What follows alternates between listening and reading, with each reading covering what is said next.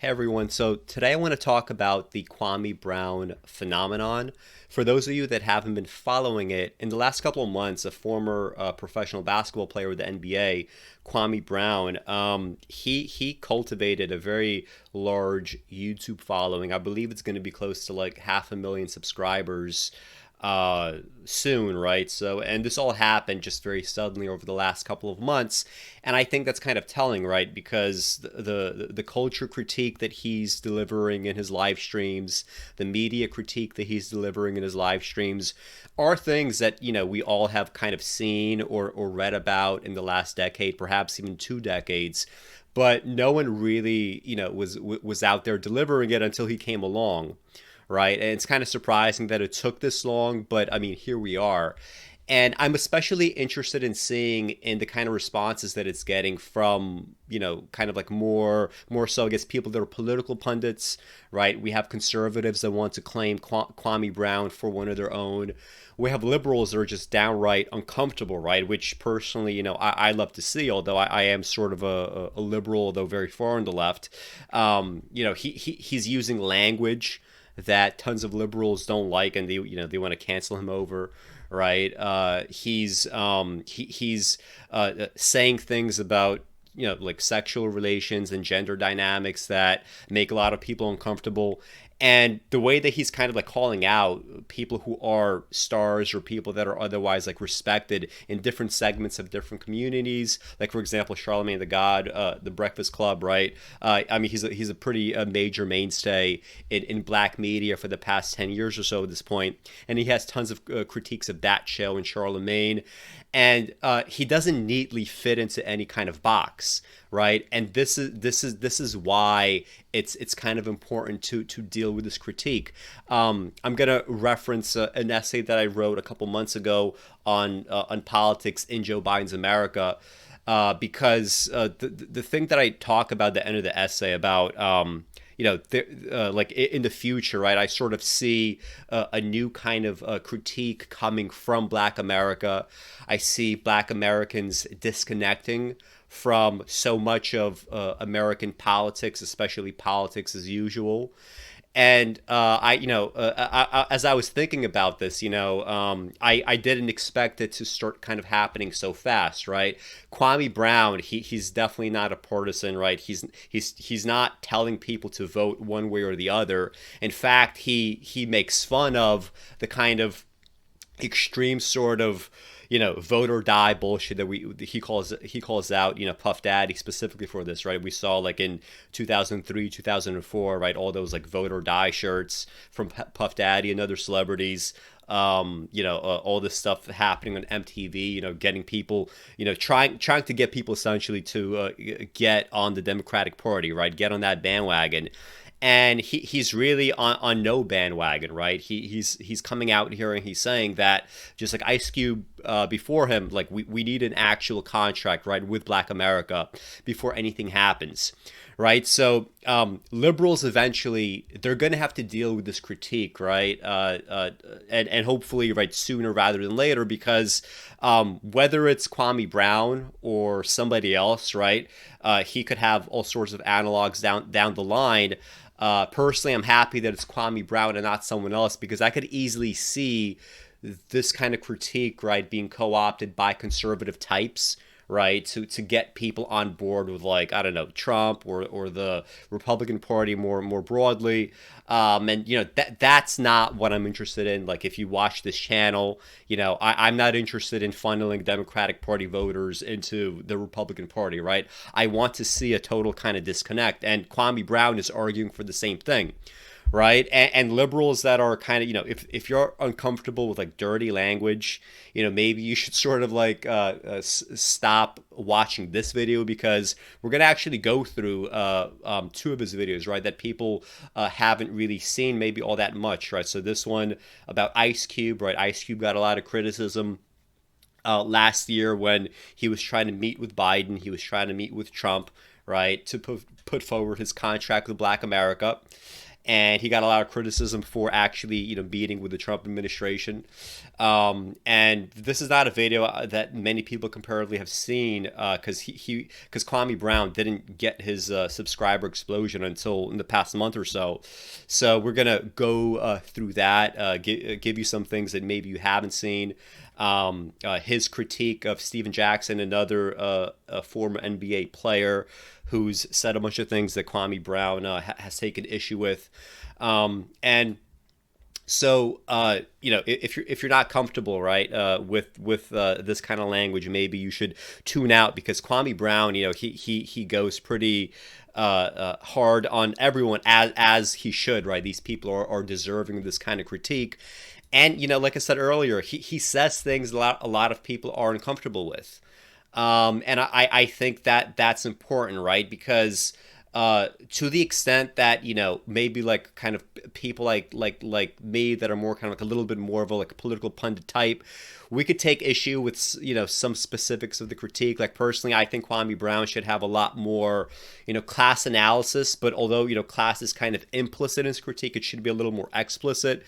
I don't entirely agree with everything that he says about gender dynamics, but I mean, who cares, right? It's all bullshit, right? You want people with a core point of view that is strong, that they can defend, that they're able to stand by, and people that are more or less arguing, right, the truth, right? And the truth is, politics is not working in this country for quite a few medians in this country, right? It might be working for people that look like me. It might be working for people of Kwame Brown's socioeconomic status. In fact, he says the same thing. He says, you know what? I don't even have to give a shit, right? I could just do whatever I want to do. I could continue working hard in my own life, and whoever's in office is not going to matter. But for everybody else, right, politics isn't working all that much.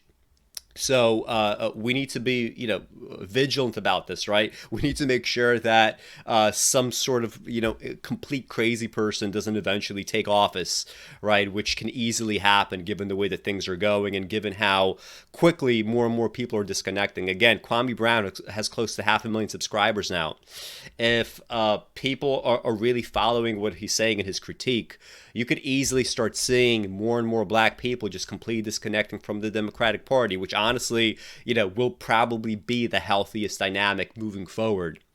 So before I watch those videos with you guys, we're going to watch the two videos in their entirety with a little bit of commentary from me as they're going on. But before we do that, I want to spend maybe 10 or 15 minutes just kind of going over a little bit of background. So, I'm not into sports. I don't talk about sports on this channel. I know very little about sports. And this completely would have passed me by if it weren't for the media critique, if it weren't for the fact that Kwame Brown is now intersecting with the kind of topics that I do often talk about on this channel. So Kwame Brown, he was a #1 draft pick in, I believe it was like 2000 or 2001. He straight out of high school, right? As soon as he turned 18, right? He I believe he entered the NBA right then and there, and he spent 13 years in the NBA, right? Which is, it's a decently long career. Lots of people, like pundits, right? Like he became a punching bag for disappointing the various sports pundits, right? If you are the #1 draft pick, people are kind of like out there expecting that you're going to be, the next Chamberlain or like the next, Kobe Bryant or whatever. And that didn't happen for Kwame Brown. And he just kind of stayed silent for about 20 years. And the way that he explains this is, I was constantly being harangued and attacked and harassed by all these, people in media, by, all these sports people. And I said nothing because I wanted to buy my mother a house, right? And I wanted to make enough money so that I could provide for myself and for my family after the fact. And this is going to be very important for the rest of his critique, because he talks about this part here, right? This go along, get along gang, right? This idea that in media, just like in politics, right? I'm asking, what else can this apply to? In media, in politics, everywhere, there's this kind of pressure to conform, right? And because we have a pressure to conform, we don't end up saying the kinds of things that ought to be said, right? The reason why I'm able to go kind of so hard on this channel, to curse, to say things that are not politically correct, to flirt with cancellation or whatever, is because, I don't have to give a fuck, right? I don't depend on YouTube for money. I don't depend on any kind of conventional job for money. I can more or less do whatever I want to do, just like Kwame, right? Kwame stayed silent for about 20 years, and when he decided that, he's not going to do basketball anymore, right? He's not interested in reintroducing himself into the NBA. He just said, I'm going to do what I want to do now. And that's what it is, right? So he has this critique of the go along, get along gang. And he's very aware, right? This is one of the rare things, right? He's very aware of his position, right, in life, right? He's very aware of his privileges right now in life. And he's aware of the fact that this doesn't apply to tons of people, right? He says all the time in his streams, like, you think you're free? Well, what the fuck does your company policy say, right? Like, you're only as free as the company policy allows you to be, right? You say something wrong on Twitter, you get fired, right? You do something a little bit off, or you get attention from the wrong people, that say you lose your job. Right, which is just and he's coming out very much against that kind of culture, right? There's plenty of people that I disagree with, but as a leftist, like, if you truly are a leftist, you need to be very consistent on the fact that people's livelihood for years and years on end should not be challenged merely because they have the wrong point of view, right? If you're a leftist, I assume that you believe in, in labor protections. I assume that you believe in human dignity. And there's plenty of people that, based on events over the last couple of years, they probably won't be able to get regular jobs for, 1 year, 2 year, 5 years, maybe even forever, right? And we should all be against that.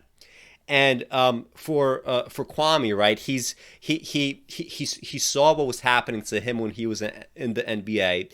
He saw the way that people were talking about him, and he noticed something strange in the fact that white athletes don't really get the kind of trash talk that he had to deal with. Right, especially some of the more over the top kind of attacks, right? Because I get it. Like, okay, so if you're the number one pick, you maybe have expectations for things to go a certain way, but that's just like a subjective point of view, right? These expectations are not based on objective facts, right? Like, if you're a valedictorian in high school or in college or whatever, it's true that tons of people have certain expectations for you, but the reality is it doesn't necessarily come off in any kind of consistent way. I mean, valedictorians oftentimes have issues with dealing with the real world, right? They have issues with professional life. They have issues in other aspects of their lives, because it's not as easy to say that simply because someone deems you to be a certain way that this is kind of like inevitable for you for the rest of your life, right? And all things considered, like, honestly, like, Kwame Brown, like, did not have a bad career. I mean, there's plenty of people in basketball, and I know, although I said I don't know much about basketball, I did do some research before, sitting down to make this video. There's plenty of players that did, far worse than Kwame Brown, right? Scored far fewer points, like, had all sorts of issues, right? Constantly getting traded, but why is it specifically that Kwame Brown gets singled out, right, for this kind of treatment for 20 years, right? Why does he become the punching bag? One of the reasons that he puts forward, which I think is accurate, is he's a black athlete, and black athletes get treated differently. This is true. When you see, like, also, like, in sports, right, that are not necessarily like majority black sports, people that are quote unquote disappointments in that world, they don't get the same kind of treatment, and you ask yourself, what is that about, right? Why do we have a double standard there? And to just give you a little taste of what this is like. This is like an infamous clip, right, of Stephen A. Smith, who's like a pundit, I guess, for ESPN. And this is what he said, during Kwame Brown's career, right, when he was asked about one of the various trades that Kwame Brown was involved in. Did LA give up too much to get a guy who has been labeled soft, although he puts up 19-9, which only 11 other guys do? Is that a trick question? You tell me. They gave up Kwame Brown. Two Who first cares? rounders. I could care less. Tied into his salary for 4 years. First of all, understand something. When you're giving up first round picks, if you are a quality team in playoff contention, it really doesn't mean that much. That's number one. Number two, and more importantly, Kwame Brown is gone. The City of Angels, Hollywood, just should be celebrated. Throw a parade already, whether you win a championship or not. This man was a bona fide scrub. He can't play. No disrespect whatsoever, but I'm sorry to tell everybody the truth. The man cannot play the game of basketball. He has small hands. He can't catch the ball. He's got bad feet. He can't really move, even though he's mobile. Doesn't really know what he's doing. Doesn't have a post move that he puts to memory that he can do 2 times in a row.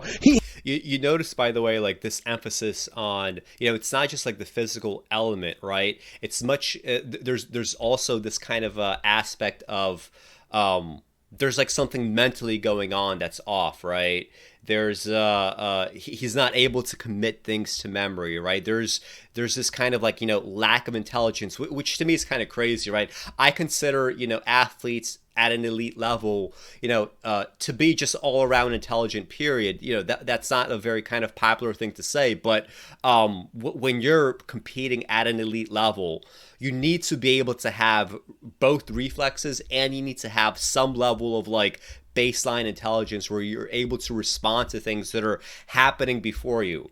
Right. When you think about the environment that human beings evolved under, right? The ancestral environment, right? The environment of like, evolutionary fitness. This is exactly the sort of thing, right, that biology would have selected for. Right. But there's this kind of, thing that goes on, especially like I read some studies recently that go into how black athletes are discussed in the media versus white athletes. And there's very often this emphasis on the bestial quality of black athletes. There's this emphasis on the raw power of black athletes. And there's very little discussion of any kind of intelligence. Whereas, when you look at somebody like, I don't know, Tom Brady, right, the quarterback, there's much more of an emphasis on, he's a very, very smart player, right? He's someone that is able to deal with the sport as a kind of like intellectual exercise. Right. And you see this kind of pattern over and over again. And this isn't just anecdotal, right? When you look at studies that try to find find these findings in a robust way, in a way that can be replicated, they are replicated, and you see the same effects again and again and again. Right. So I do find it interesting how, just 53 seconds in, we go from, like some physical denigration into, this transition into, there's something about Kwame Brown that is, mentally impaired almost. And honestly, like some of the kind of attacks that he's been receiving and some of the smears over the past month, they focus on that specifically, right? Kwame Brown is crazy. Kwame Brown is violent, which, it's obviously untrue, right? He doesn't have, I don't think, any violent incidents to his name even. But this kind of emphasis on there's something lacking there mentally, right? So just pay attention to that as Stephen A. Smith goes on this rant. He has no game whatsoever, plays no defense, doesn't have the heart, the passion, or anything that comes with it. And you're asking me whether they gave up too much? Please, the Los Angeles Lakers knew exactly what they were doing. They should be celebrating right now, and Kobe Bryant should not be saying a word. His contract comes up. And like, even things like heart and passion. I mean, beasts of burden are able to, do whatever you tell them to do, right? But to have heart and to have passion, these are things that are kind of essentially human qualities. They are essentializing human qualities. Just like when you look at, some kind of, a technically good, like Asian musicians, right, in various orchestras.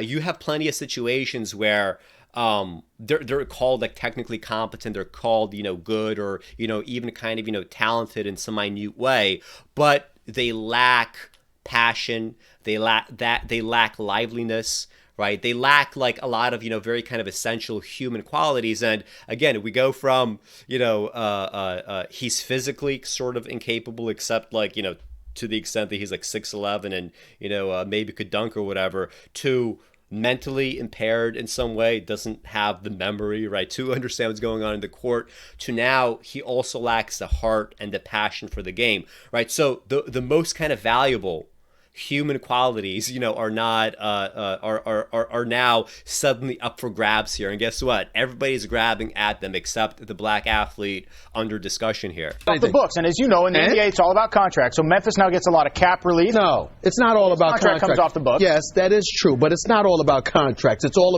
about contracts. If you're a scrub team, if you're a team that has Kobe Bryant on it, looking for another piece to that championship puzzle, then it ain't about contracts. It's about players. Is Powell another piece? Absolutely. With Kobe Bryant, Andrew Bynum, Derek Fisher, Lamar Odom. Understand, the Los Angeles Lakers did not give up Lamar Odom. They did not give up Andrew Bynum when they were in pursuit of Jermaine O'Neal. These are the pieces that the Indiana Pacers were asking for when they were searching around the place all over the league to find something that would appease Kobe Bryant. Everybody said Odom or Andrew Bynum. When the Minnesota Timberwolves were talking about moving Kevin Garnett, again, Bynum and Lamar Odom's name came up into the equation. In this particular instance, you keep those guys. You still have Fisher with Jordan Farmar. And on top of all of that, you give up Kwame Brown? Please, there's nothing to think about. And another thing that gets me about this, I mean, there's a couple more things, right? But, Stephen A. Smith, he's a black guy, right? And he's put on ESPN, and he's doing like all these like fucking like, like stereotypical like, black mannerisms, right? He's like sort of like he's sitting there and in this kind of like, excessive tonality, this kind of excessive voice, this kind of like almost kind of like a hype man, right? And he's kind of like putting forward like, these words that Kwame Brown, when he saw this, his critique of all this is a white man allowed to say the kind of thing that Stephen Smith is saying here, right? Would he be allowed? And I think it's kind of telling how, the video begins with like a white man deferring to the black man as an expert, knowing, I'm sure there was like some rehearsal beforehand. I'm sure they know what they're going to say beforehand. Imagine, this is like a basketball game and he's just, passing the ball to this guy so he could shine, right? And the reason why Stephen A. Smith is the one here that's allowed to shine is, I don't know who this guy is, but this guy would never be allowed to say this kind of shit about Kwame Brown, right? Even if there are people out there that would call this an accurate assessment of Kwame Brown's, skills on the basketball court, you cannot talk in this way about another person, specifically another black person, as a white person, right? Even though this was this was uploaded in 2008. I don't know exactly when this is from, but even like 15 years ago, you would not be allowed to do that. So he sort of passes the buck to him. But let's keep reality in mind. ESPN, like it's white owned, right? The vast majority of the people that are making, the lion's share of money here, they are going to be white people, right? So this is just a way of getting a guy that is black to sort of, run cover for, honestly, what tons and tons of white people want to see. They want to see this kind of denigration. To some degree, a certain class of black people love this as a spectacle as well. Stephen A. Smith made a lot of money, in his career, like doing this kind of shit, right? And there's an audience for it. The other thing I want to ask is, so, like if you look at some of the comments here, so this was uploaded in 2008, like I said, almost all the comments here, right? Let's say like from 4 years ago, 10 years ago, whatever, they're very positive of this performance, right? And even more recently, when like Kwame Brown is like, now publicly shaming Stephen Smith, Smith released like a video where he's kind of like reiterating everything that he said here, right? Doing like a blooper reel of like all the bad plays that Kwame Brown has done in his career, which is like, not only is like fucking cherry picking, but, he did not back down from his critique. And when I saw like the media coverage of that specifically, like there was just like some article that was written about it, and they were saying, wow, Stephen Smith reiterates everything that he said before, and he does it for 7-8 minutes with such charisma, right? And it was such passion, and with such excellence, and with such talent. And when I see, like, I don't see any talent in what Smith just said. I mean, I don't see any fucking talent. He's just there to like talk some shit about a basketball player. And I mean, it's not clever, right? It's not even necessarily funny, right? And he just did the same fucking performance, like, like now almost 15 years later, in this new video. And you see how the media comes down and how it starts talking about it, and they're trying to do the same kind of like, the same kind of brainwashing, the same kind of smear, and the same kind of gaslight. They're trying to tell you, oh, look, we're telling you that this is a charismatic performance. We're telling you that this is actually well done. We're telling you that this is an example of excellence. When really, it's not. But look at how everybody here is just kind of agreeing with this assessment. And, many of these people, if you click on their icons, they are black men. Right? These are black men laughing at other black men, and they're having a good time. Right? They're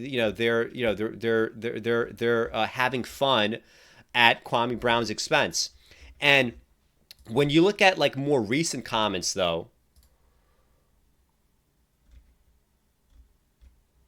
like like some of them are still kind of making fun of Kwame Brown, but we have like a clown emoji here. Stephen A. damn fool, right? This is new. This was not happening before. In fact, if you look at Smith's like own, comments about Kwame Brown, like on Twitter or whatever, going back years, nobody was like ratioing him. Like nobody was like, like, oh, fuck you. Like, how dare you say, whatever that you're saying. They're all agreeing. But more recently, like this is critical of Stephen Smith.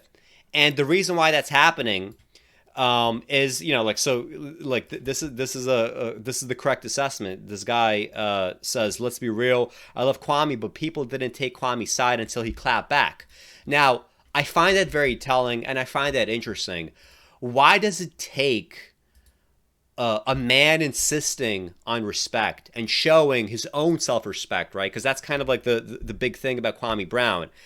He's shown so much self-respect over the, not only the last 20 years, but especially the last couple of months. And this is what it took, right, for people to finally start taking his side, right? Maybe they were all out there. Perhaps they were, right, which is why he was able to explode to 500,000 subscribers, that hopefully he could, get away from the two-party system, right? That's my hope for Kwame Brown, that he takes people away from Democrats and Republicans. But even beyond politics, right? Just culture more broadly. Why does it take this new form of excellence, right? So we could say that Kwame Brown, he did have excellence, in basketball. I mean, again, top 10th of the top 1%, right? On that level, right? He had a sustained career. But, to me, this is like a new form of excellence, and perhaps even a greater form of excellence than even the basketball career. Right? He has extremely entertaining live streams. He says things that you don't hear said very often. He does it in ways that are memorable, right? He's not that I want to like call him an artist or anything, but he's moving much closer into something that is, that is there forever, right? These videos, to some degree, they're going to stay forever, right? When people stop caring about individual, athletes, these are the things that are going to be around, right? At a certain point, Stephen A. Smith is, this is supposed to be Stephen A. Smith, and that's Jackson is a basketball player that he's going to talk about later. But why does it take like this new kind of excellence for people to treat, like a fellow human being with any kind of dignity and respect. Like, why did it take that?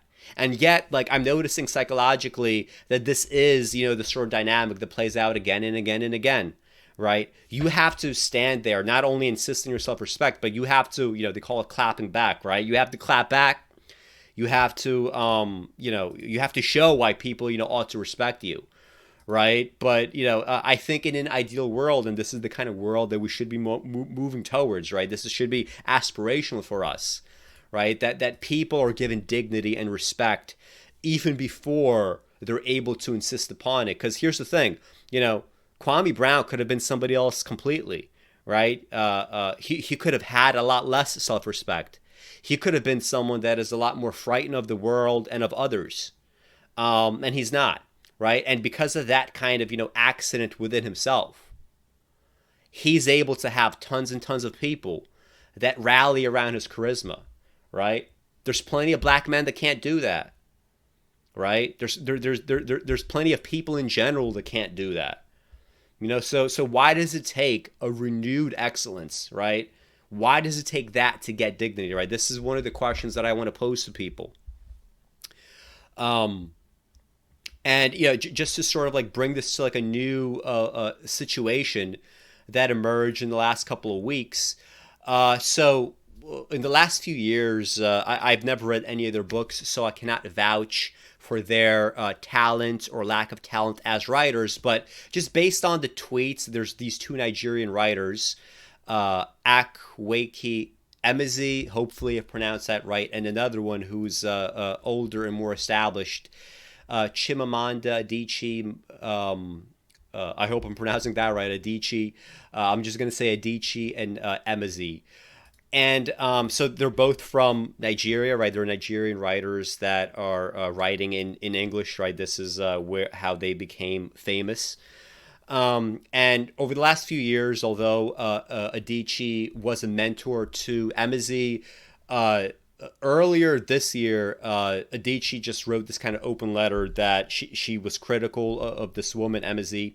Adichie responded by saying, I mentored Emezi, and Emezi was just always out for she said herself, right, in the letter, always out for herself. She was clearly like a social climber, right? She wanted to be part of this, go along, get along gang. And in fact, like when you watch some of the videos that Emezi is like putting up, it's like this like sociopathic shit where Emezi is like, why should I care about what Adichie is saying about me? I am on the cover of Time magazine. I have a big fucking mansion somewhere. I have people that love me, right? Emezi is being motivated. Like, first of all, like, if you're a human being and you're motivated primarily in your life by love, you cannot have any real self-respect, right? And you cannot have anything of value that you will end up doing if that is your prime motivation. What about being motivated by greatness? What about being motivated to a lesser degree? I don't want to say hatred, because that's kind of like the flip side, right? People that are motivated by getting people to hate them versus love them. It's just, the flip side of one coin, right? One bit of bullshit. But anyway, so these two are now like, they're having these debates between one another. They're having these arguments, and Emezi did this very weird thing where, because Emezi is just in disagreement over Adichie's thoughts on, trans people, saying that, trans women, even if we could respect them as women, even if we, give them all equal rights, even if we want all equal treatment, they simply don't have, a lifetime of being women to fall back upon, to understand, what it's, really like to be a woman. And, it struck me as kind of reasonable, but Emezi didn't think it was reasonable. And she did this whole fucking like tweet storm. I'm not going to even read this shit. Just based on, just based on this tweet storm, I don't see any kind of like writing talent here in Emezi, right? I haven't read any of Emezi's books, but I would be very shocked if Emezi could write well based on the bullshit that's written in these tweets. And this is the way that it ends. And think for a second. This is based on just a disagreement. This is a simple disagreement. I trust that there are other people who will pick up machetes to protect us from the harm transphobes like Adichie and Rowling seek to perpetuate. I, however, will be in my garden with butterflies, trying to figure out how to befriend the neighborhood crows. Find me on the gram. Okay, so the thing that really gets me about this, first of all, is Emezi virtue signals all the time about being from Nigeria, growing up poor, having roaches like, you know, in the fucking fridge or like whatever, dealing with like riots and violence. And here we have a trope of African violence in Nigeria and elsewhere. Machetes, right? This word didn't come from nowhere. This is not a word that typically comes into my mind when I think about human violence, because guess what? I didn't grow up in places with machetes. I grew up in places with guns, right? I normally think of guns. I normally think of other things, knives. I don't think of machetes. But here's a trope coming from Emezi's own childhood. And it's being invoked here to, what, like, is this a call for violence against Adichie? And the question that I want to ask here is, would a white man ever get away with this kind of language? Imagine if a white man like decided, oh, Adichie is a fucking transphobe, and because this is my judgment, I'm going to start talking about bringing out machetes against a Nigerian who likely has seen this kind of violence. A white man would never, ever, ever get away with this kind of shit. And I fucking guarantee you that all these followers that Emezi has and all these retweets and all these likes, this is almost all white people, okay? Nigeria doesn't have any fucking time, and Africa doesn't have any fucking time for gender dynamics all that much, especially not these luxuriating gender dynamics. Here are the facts.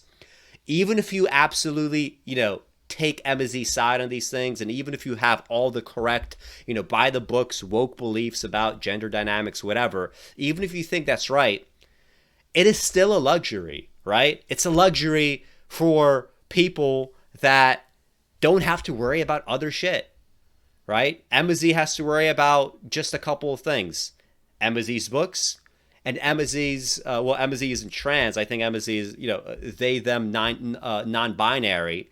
And really not much else right now, right? Cover of Time magazine. What else do you have to worry about? Kwame Brown, if he were to see this, he would say that this is simply Emezi doing the bidding of the white man, right?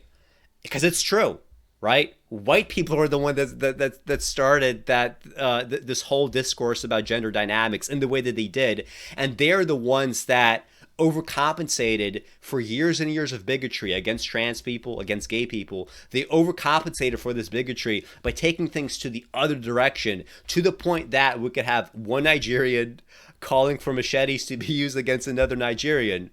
And here's the thing, like, I Googled this, Adichie plus machete, right? Because this is the only kind of context that this thing can come up with.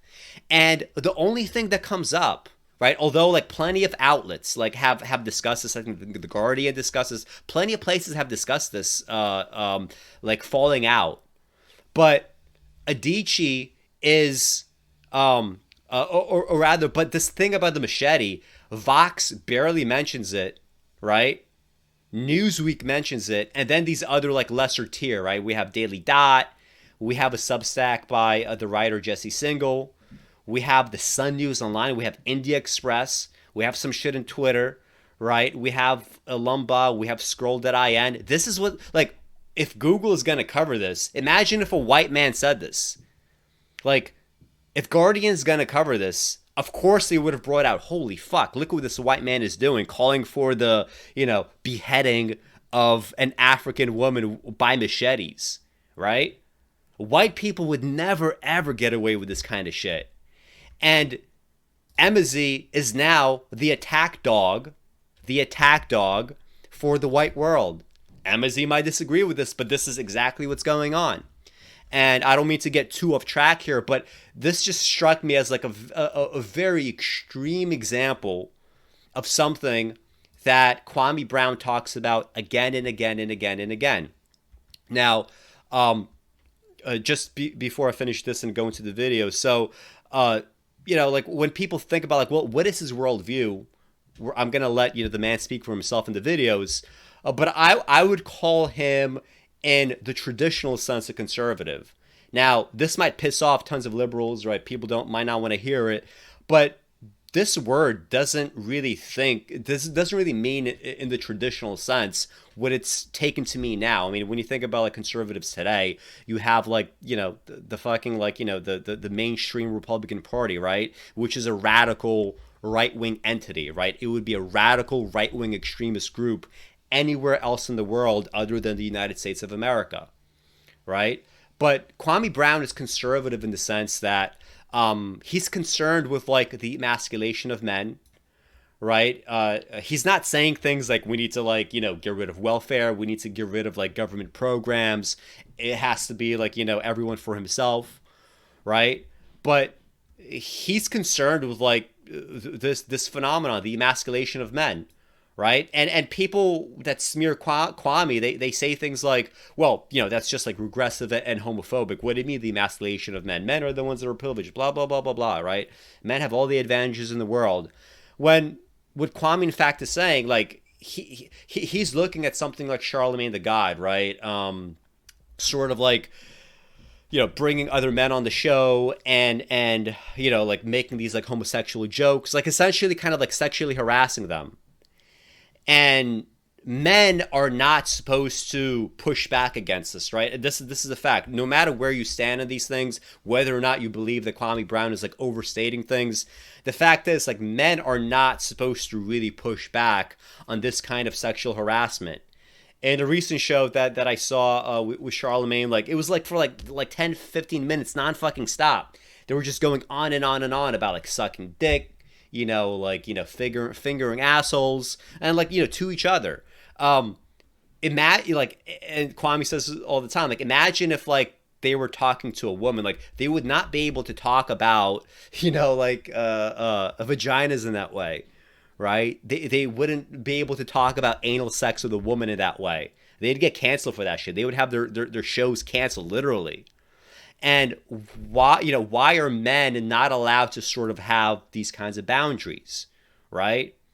Why are men supposed to sort of go along with it? And I think Kwame sees something more nefarious in this than I do, simply because, I mean, we grew up differently, right? He grew up, dealing with homeless shelters. He says that he grew up in a trap house. The stakes of masculinity in that world are very different than the stakes of masculinity in most other worlds. But like putting that aside, he's basically seeing this as a symptom of something more broader, right? And that's the part that I do agree with him, right? Even if I don't find like the homosexual stuff like that as sinister as he does, there is this kind of broader push, right? That men are supposed to more or less take things as they are, right? So, pushing back politically, right, against like, oh, you don't want to vote for fucking Hillary Clinton. Well, you must be a fucking sexist, right? You have to. Like, they want to shove Hillary Clinton in 2016 down your fucking throat.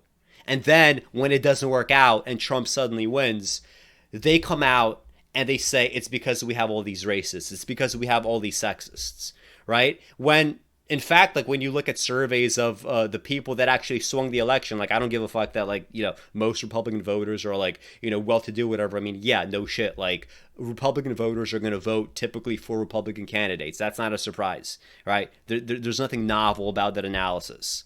But the people that swung the election, right, in the swing states, right, because we don't have a popular vote system, right? We have an electoral college system. In the electoral college, in those states, men did not bring up race. They did not bring up sex. They brought up things like trade deals. They brought up the fact that for up until that point, 20 years already, their incomes peaked in like fucking 1999, a few years after the trade deals. They're talking about fentanyl. They're talking about people dying around them. They're talking about the fact that white America that voted for Trump, that part of white America has experienced I'm from the USSR, so I know what this is, a USSR style event, right? Where with the breakup of the Soviet Union, suddenly places that had normal life expectancies, like in Belarus, my country, we went down to 59 years of life expectancy, right? Same as Bangladesh. Same as countries that are, second and third world countries. Now, this has been happening in subsections of white America. And these white men and these black men, they're standing up and saying, fuck you, we're not going to vote for this fucking candidate that's going to deliver more and more of the same. They're not allowed to do that. And when they push back, they're being emasculated as, oh, you're just scared of women. Oh, you're just a homophobe. Oh, you're just a racist, right? It's all these things that are attacks, right? They're framed as attacks on men, biologically, gender-wise, right? Because here's the thing. You're allowed to have whatever complex, highfalutin gender dynamics that you want, except for if you're a man. Then if you insist upon your masculinity as a positive, that is now toxic, right? Now it's toxic masculinity. And in Kwame's mind, again, with his background, the way that he grew up, he sees, right, the difference between a just society and a healthy society versus everything else and the kind of society that we have. He believes that men are supposed to stand there. They're supposed to be leaders. They're supposed to push back against shit that they don't like and shit that shouldn't be happening. Right? And it's not just like, the sexual stuff. It's everything else too. It's also, everything politically. And by picking away these men, by calling your masculinity toxic, by saying all that, you're not allowed to stand as a leader. You're not allowed to insist on self-respect. These kinds of like homosexual jokes or whatever that, especially straight men do, I used to think, some of that was a little bit funny, but the older that I got, I realized, what? And I wrote about this in I had a novel in 2013. It's not published. If you guys want to read it, you could always email me, right, on my website. But in this one section in the novel that I wrote in 2013, I wrote, homosexuals, like, their existential threat right now is not, someone's going to go out and like fucking murder them, right? Because that's going to be exceedingly rare. If you are murdered in America for being gay, specifically for being gay, that's an extraordinarily unlucky gay person. The vast majority of gay people anywhere in America are never going to get close to being murdered, right? Specifically for being gay. What I cited as the more kind of existential threat to homosexuals, really, specifically in the West, is like this, like the world's laughter, right? I mean, if Charlemagne is out there like making like a mold of his ass and his balls or whatever, and he's like, telling other men like, yo, stick a finger in it. Oh, why don't you like, grab this dick and jerk it off? Why don't you, suck this artificial dick, suck the silicone dick? That's just making a fucking like joke out of like, I mean, like gay people, like gay men can't fucking like, they can't help engaging in gay sex. They're gay. This is the kind of sex that they're gonna have, right? And when you look at media and like when you look at this kind of shit, like when people sort of they make jokes out of this, it's really the world's laughter that is a problem, right? It's really the fact that gay men and their sexuality cannot be taken seriously, is not taken seriously, is a joke, right? If you're like a woke person or you call yourself tolerant, I'm sure Charlemagne, like, he would defend himself by saying, like, well, why should men care, right? Well, that's not really what the issue is. It's you're trying to stake yourself in a world that is simply not your fucking world. It's not your world, The gay world is not your world. You don't have to deal with those jokes, right? You don't have to deal with, like the whole kind of like no homo thing. And Kwame Brown at some point, he was like, oh, am I supposed to say no homo? Right? And what I would say to Kwame is like, just think about the fact that when we think about like homosexuality, it's like always associated with the world's laughter, right? And that in and of itself is a problem. Even going beyond the fact that, Charlemagne is disrespecting other people's boundaries, right? He's not only disrespecting straight men's boundaries, he's also disrespecting an entire community of people that are just trying to live their fucking lives. The last part that I'll say before we get into the videos is this issue of personal responsibility. Now, I don't talk about personal responsibility that much on this channel because, I always come from a historical kind of materialist perspective. Like I said earlier, I think Kwame Brown ought to think about how class might work into his analysis of the world. But I don't view personal responsibility and historical materialism as a conflict because, here are the facts. Like, if you have a job, let's say, if you're like a counselor to like young kids, it's true, like, you cannot change their material conditions. You cannot be the one that gives them all this money and takes them out of a homeless shelter. You cannot change what's going on at home for them. But you can tell them, this is right, this is wrong. I want to teach you the difference between right and wrong, right? This is why things like, like preachers or whatever in the community historically have often played such positive roles. I'm an atheist. I don't take religion seriously. I think religion is bullshit.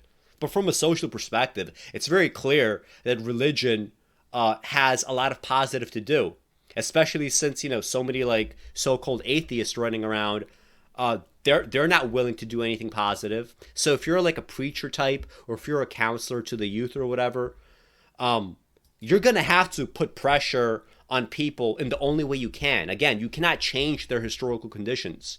You cannot change where they are, where they come from. But you can put psychological pressure on them. You could shame them into behaving appropriately. You could be someone that is actually respected and looked up to. Okay? Those are realities. And on the one hand, we could work towards a historical reality for everyone where you don't have this bottleneck where out at the end of it, gang members have to come out, right? Murderers have to come out. Or in the white world, right? We don't have that sort of violence in the white world in that conventional sense. People that will dump mercury in the fucking, river and poison people because that's the kind of white crime that we have. Or a president like Trump who gets into office and murders 500,000 Americans because he says COVID isn't real, right? We could work towards changing these conditions, but while that is happening, we're still going to shame people, right? We're still going to counsel people on how to behave in their personal lives. And there is no conflict because guess what? In the final analysis, that is also historical materialism. That is a material fact of your life. If you have somebody in your life, whether it's a man or a woman, anybody that you look up to, that you respect, and that could prevent you from misbehaving in some way, or could keep you on the straight path in some way, or just someone that just kind of counsels you in some other way, even if your life is not so dramatic or bad or whatever.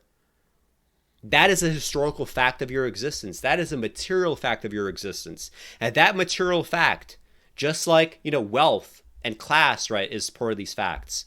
If you take away that variable, that preacher, that counselor, that, person that you look up to, whoever, doesn't matter who it is, you take away that variable, suddenly that kid's life changes.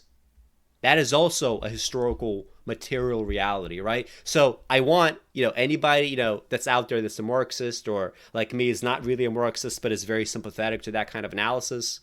You got to be a lot more, even-handed here, and you have to be a lot more serious about the fact that this kind of dichotomy that people try to set up, it's just not accurate, right? Like there is no conflict.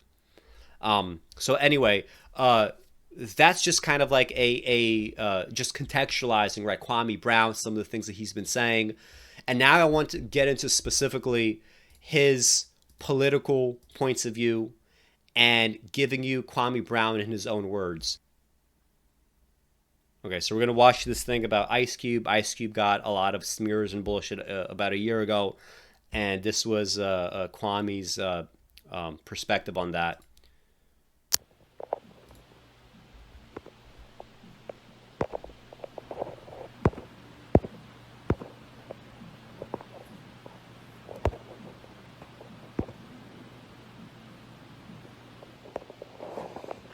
Oh, man. I was just sitting in the basement chilling. After a long day.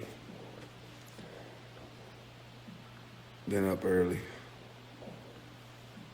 But I'll wait for a little bit more people to get in here. We're going to be talking about Ice Cube and what they're making him do now and all this interviews that he's been doing to try to make him talk about race and racism. So let me let a few more people get in while I sip on orange juice.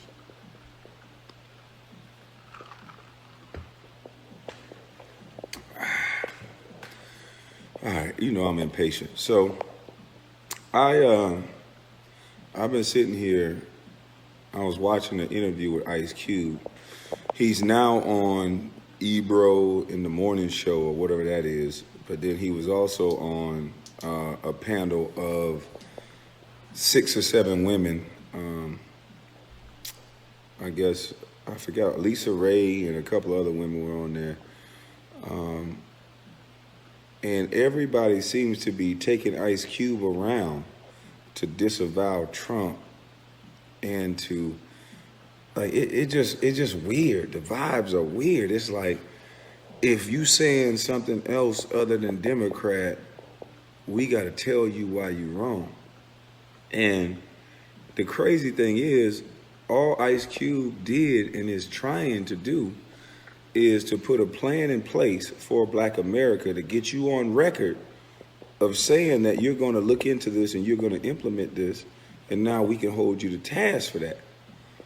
But it seems like we are so brainwashed now that we can give a guy backlash for asking for a party that we vote for whatever reason, that haven't done anything, and you try to get Trump, you try to get him to say Trump is racist, Trump is this, Trump is that, without any proof. But we can prove that Joe Biden spoke at a racist Robert Byrd eulogy. We can prove that. A grand wizard. We can prove that he has a direct link to the KKK. Him and Hillary Clinton. We can prove it. But we're talking about racism with Trump, so much so that his policy be damned. What I would say at this point is, you could have some of that KKK link. You could talk about Biden's work with a segregationist. All that is true. But, even taking it into more kind of contemporary territory, I mean, just from a purely policy perspective, I mean, Joe Biden was out there taking a little fucking baggie of crack cocaine and saying, this is a baggie of crack cocaine, right? Before he's introducing the crime bill, right? That contributed to mass incarceration. The fact that we have him signing off on these like mass fucking bombing campaigns against everywhere in the world except the white world, right? It's when the American military intervenes somewhere, it's almost always in the last 60, 70 years, some non-white population that's getting fucking bombed to death and massacred, right? And like you could say in literal fashion, even if you believe that Trump is personally racist, which I believe, I mean, I have no reason to doubt that whatsoever. But functionally, the policies that he passed have never, ever, gotten even close to the kinds of things that Biden has done to harm the Black community, right? Whether it's, essentially doing this like new version of like perpetual debt, right, in the 90s, or the mass incarceration bill, or, going into Iraq. These are policies that have disproportionately destroyed non-white populations. Trump gets into office and he's immediately, he's immediately neutered. No one wants a fucking war anymore, so guess what? He's not going to be able to destroy any wars. You can't do the kind of crassly anti-black shit that we were doing decades ago, so guess what? He's not going to do that either. Doesn't mean that he's not personally racist. Both parties are, right? Which is what he's going to get into as well. And it's confusing to me. Like, what is triggering our minds to say, okay, I agree to 62% taxes? Or because you don't like rich people? What is triggering our minds to say that Trump is a racist, but Biden is not, when he could say he don't want his kids going to a racial jungle?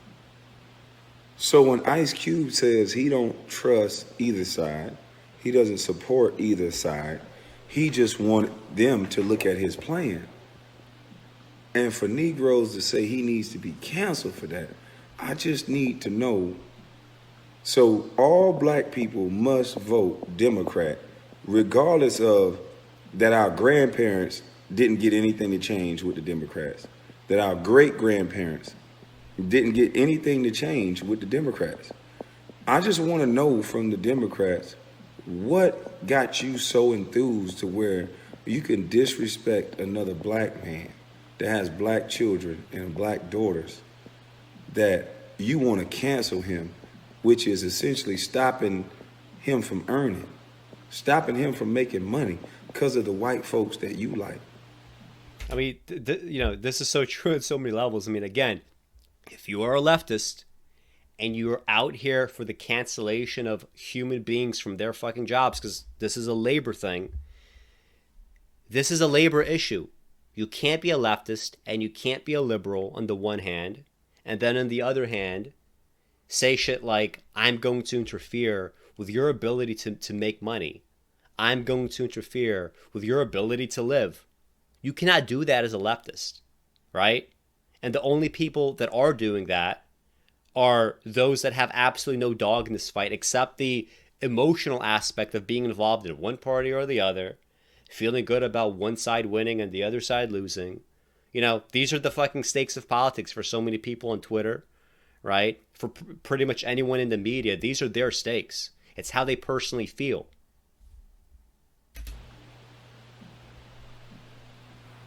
And the white folks that you like haven't done a damn thing for black folks. We've been shouting we shall overcome since I was a child, since some people that were older than me was a child. So I just don't understand the arrogance. I don't understand how anybody who votes for who they vote for, Democrat or Republican, I just don't understand the arrogance of how can you disrespect another person as if what you did has been working. Especially a black man who's been voting Democrat for 15, 20 years. What have you gotten out of it? Do you have your 100 acres in a mule yet? 40 acres in a mule yet? They keep telling you they're going to give it to you. It seemed like I understand now why so many of my peers tell me, Kwame, just shut the fuck up. Just let them be dumb. Because it puts a target on your back and it make people not like you for telling them the truth. We started this a long time ago when we started telling big people they were big boners instead of, no, you need to lose some weight for your heart health, for your cholesterol, for all that. We started making excuses for every single thing in the world now. Now everything makes you a bad guy. Now if you're not all inclusive, you're a bad guy. When I watch people that just disagree with your political party, you hit them in the face with a frozen water bottle. But it's all inclusive. We stopped being America first. We have some type of gag order on the black community's ideal, and we keep bringing out a celebrity to lie to the people. We brought out P. Diddy fake ass to lie to everybody. A dude that wore a skirt and all kind of questionable shit. That just says catchphrases, vote or die, this and that. Nobody has come up with a strategic plan like Q ever. You remember this shit? This man came up with a strategic plan that will directly get income into black folks' hands, and black folks are mad at him for that.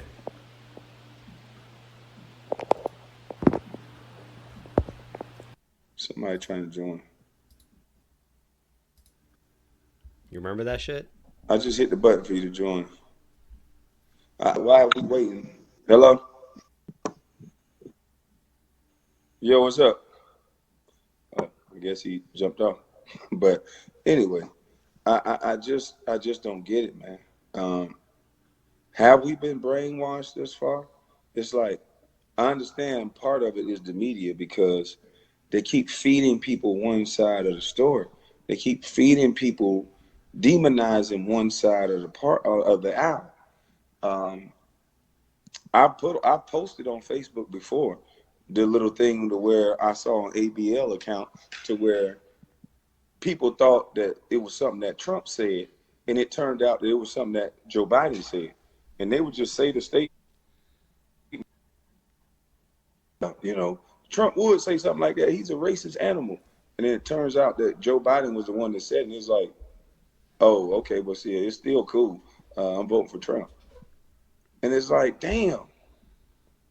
Like, the media have taught us to hate a person so bad that it doesn't even matter what someone else says or does.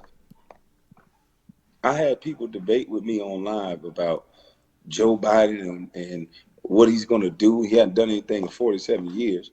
I had people debate with me and talk up for a man that said he don't want his kids in a racial jungle, who spoke, then the words he said to get the 94 crime bill passed was atrocious.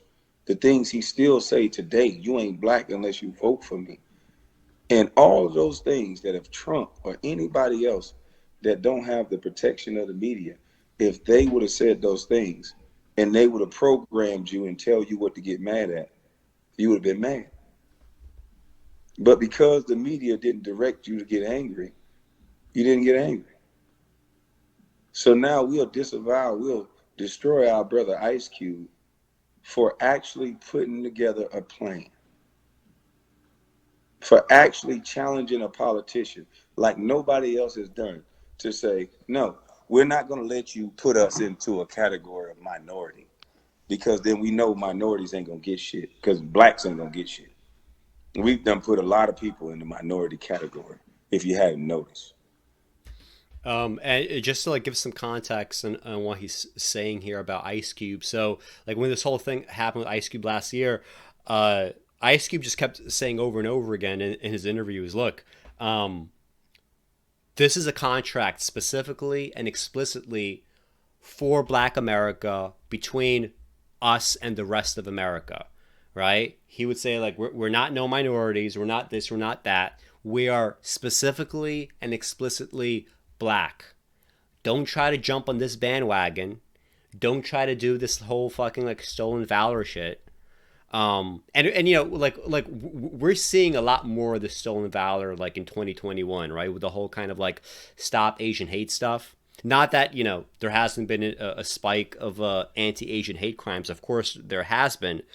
But when you look at the articles that have been written about this, and the kind of people that are writing about it, like these like fucking like, you know, these like directors of nonprofits, these like, you know, Asian academics, you know, these like, you know, Asian ladies that will not any time ever be in a situation where they are at risk of getting fucking murdered compared to like the baseline, you know, Black person.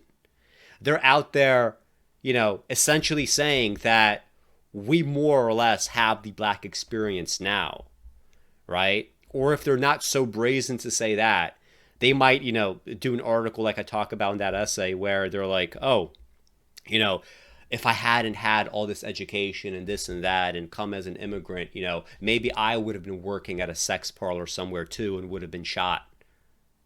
And it's like, you can't just casually dismiss the thing that most importantly distinguishes you from the rest of the world. Your education, your class, the fact that you are part of an immigrant bottleneck. You can't just dismiss that. You can't pretend like you're one of those fucking like sex workers at a massage parlor somewhere that is at risk for violence. That's not your world. Stop pretending like it's your fucking world, because it's not. And you can't lump black people into the class of minorities as a whole. Different minorities have different experiences. What is special about the black experience? Well, genocide on the way to America during the slave trade, and slavery itself in America.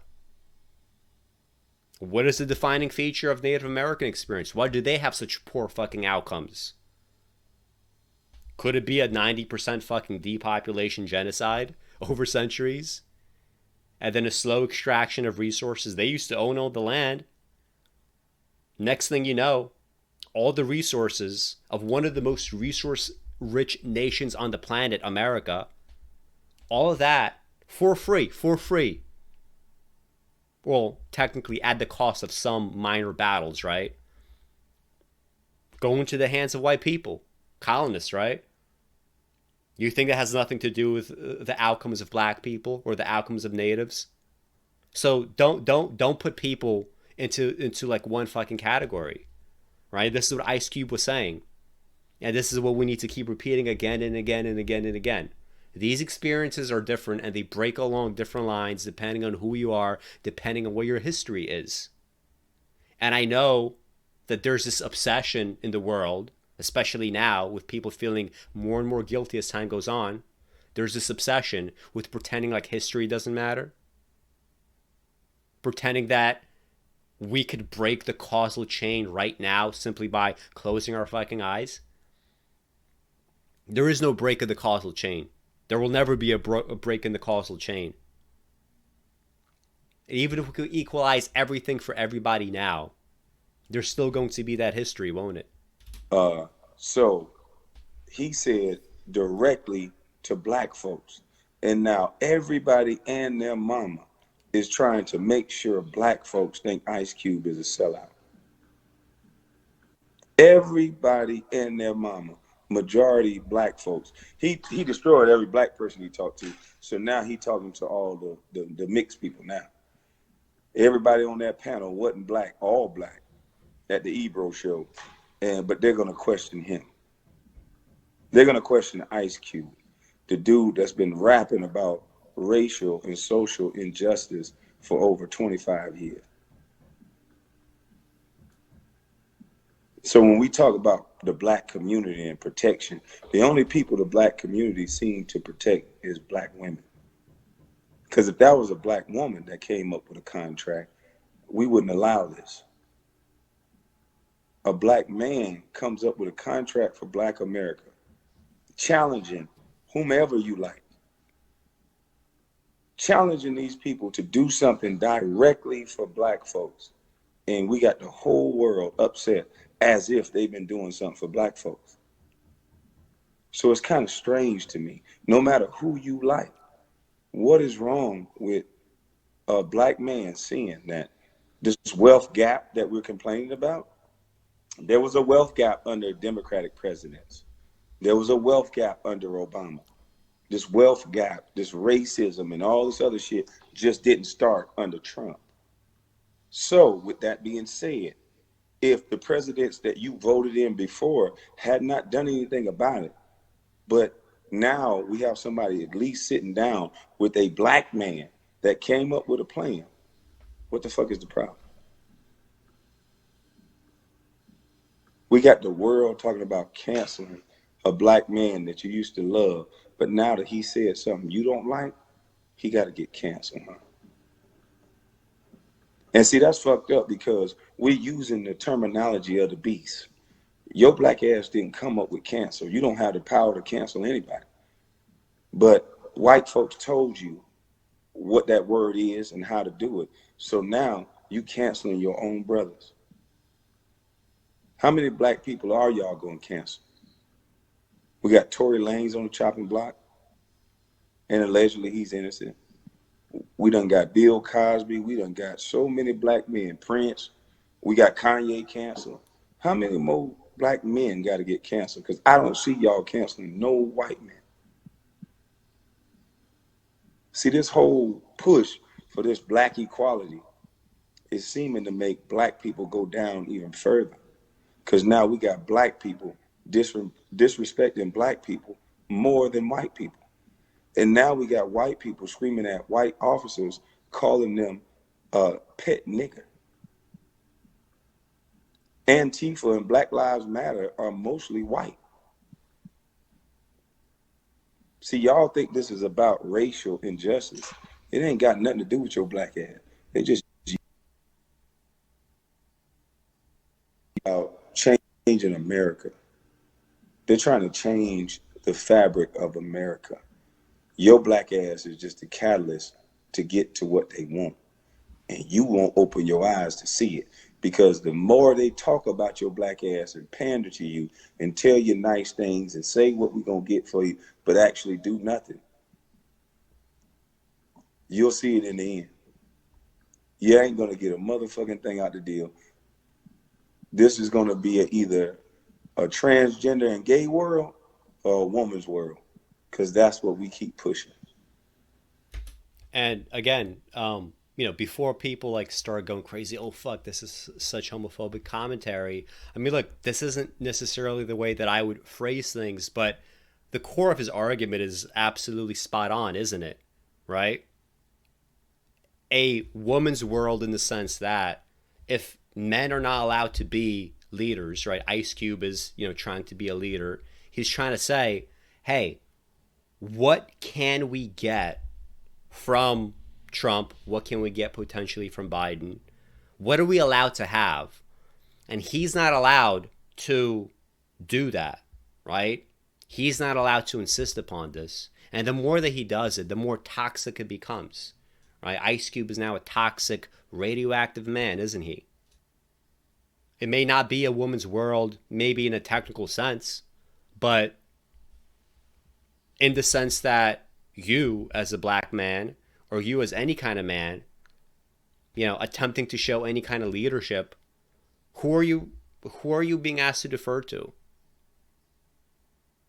And why? And why are you doing it? And why aren't you speaking up?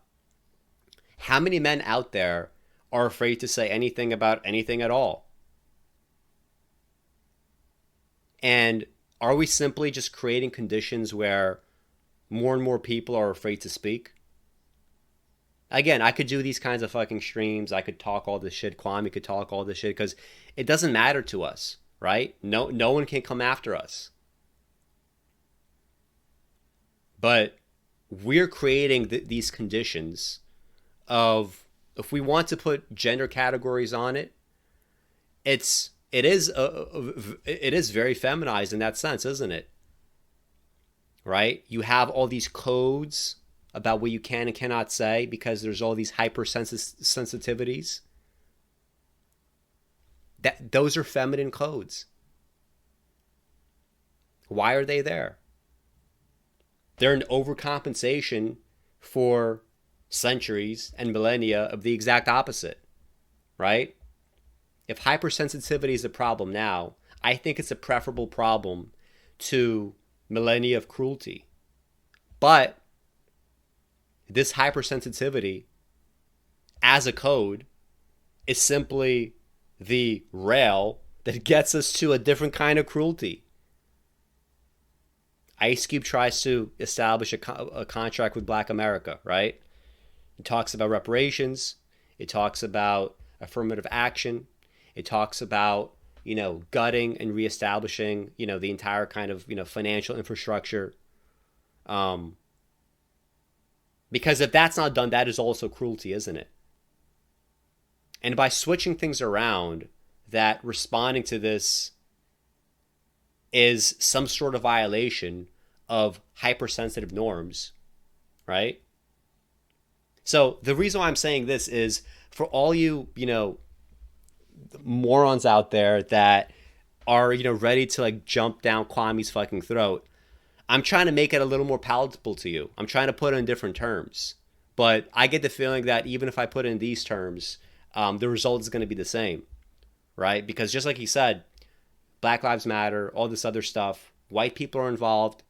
It's all a matter of promises, right? But nothing actually wants to get done because you don't want anything to get done. You know how high the stakes are if something like this gets done. If what Kwame wants comes to pass, we would have forced desegregation everywhere. And what does forced desegregation look like? Well, all those little fucking Asian ladies that are talking about white supremacy and racial injustice and saving Black America, guess what? They're going to have to live next to Black people. And their taxes are going to have to pay for that move. They're going to have to pay out of their own fucking pockets for Black people to move into their neighborhoods. And they're afraid of that. Right? Those are the stakes.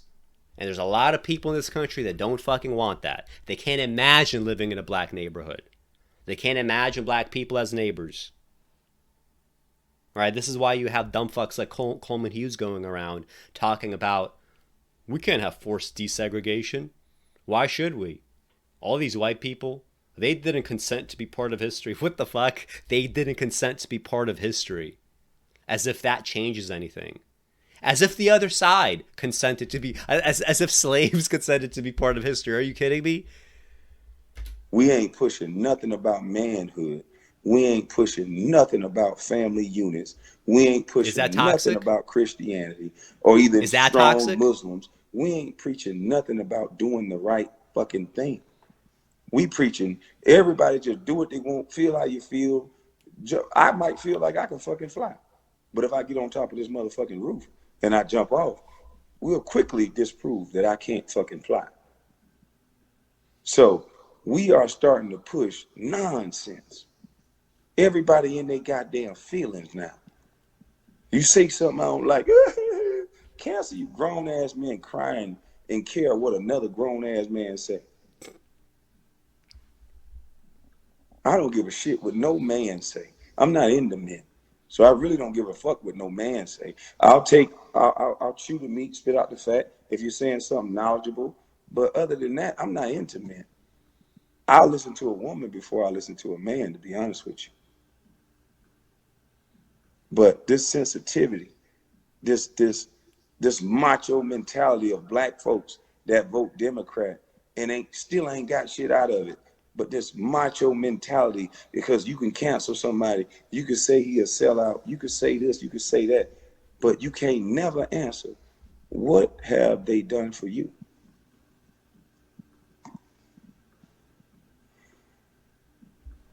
See, voting, they shouldn't even have a party line. It shouldn't be no Democrat, Republican, Independent, none of that. It should be everybody, whoever's running, put out your contract and what are you going to do for the people? And damn all that racist talk, all of them are racist. Let's just say that. Not to say that's true. Let's just say that. All of them are racist because we can link some racist shit to damn near everybody that you talk about. So let's say all of them are racist. What is the best contract for everybody that's in the game? See, black folks hasn't voted contract yet. Black folks have been voting for a savior. We've been voting for that white man that's going to save us. We've been voting for that black leader that's going to save us. That is so fucking true, isn't it?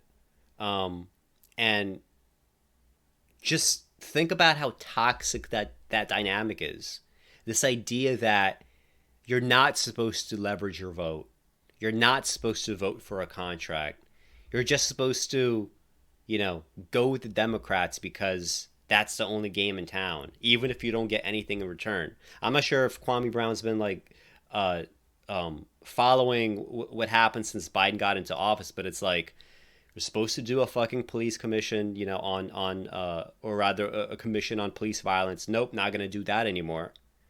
You're supposed to put an end to all this like military equipment that's flooding police departments. Nope, he's actually accelerating that compared to Trump. And remember, in 2020, we had 6 months of fucking riots. And even so, the acceleration of military equipment to police departments under Biden is faster than it was under Trump during half a year of rioting. Think about that for a second. Nothing's gonna, he says, you'll see, nothing's gonna happen. Well, guess what? He's right. And I've been saying that. And he was saying it just when I was saying it. And he's probably been thinking this his whole life. Ain't nobody came yet, did you? How many of you seen Santa Claus? Y'all better it's time for you to wake up and get into the real world and understand what Ice Cube is telling you. When you stop focusing on racism and focus on your money, don't worry about who's rich. Life ain't about being fucking rich. Life is about taking care of your goddamn family, man. You ain't rich unless you got a family. You a hollow shell of a person if you just got money and nothing else. That ain't shit. That don't mean nothing. What legacy are we leaving behind? What are our children like when we leave them behind?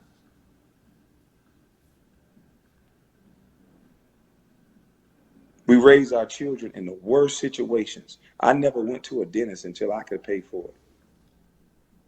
And a lot of us grow up like that. Or we have parents that don't do it right.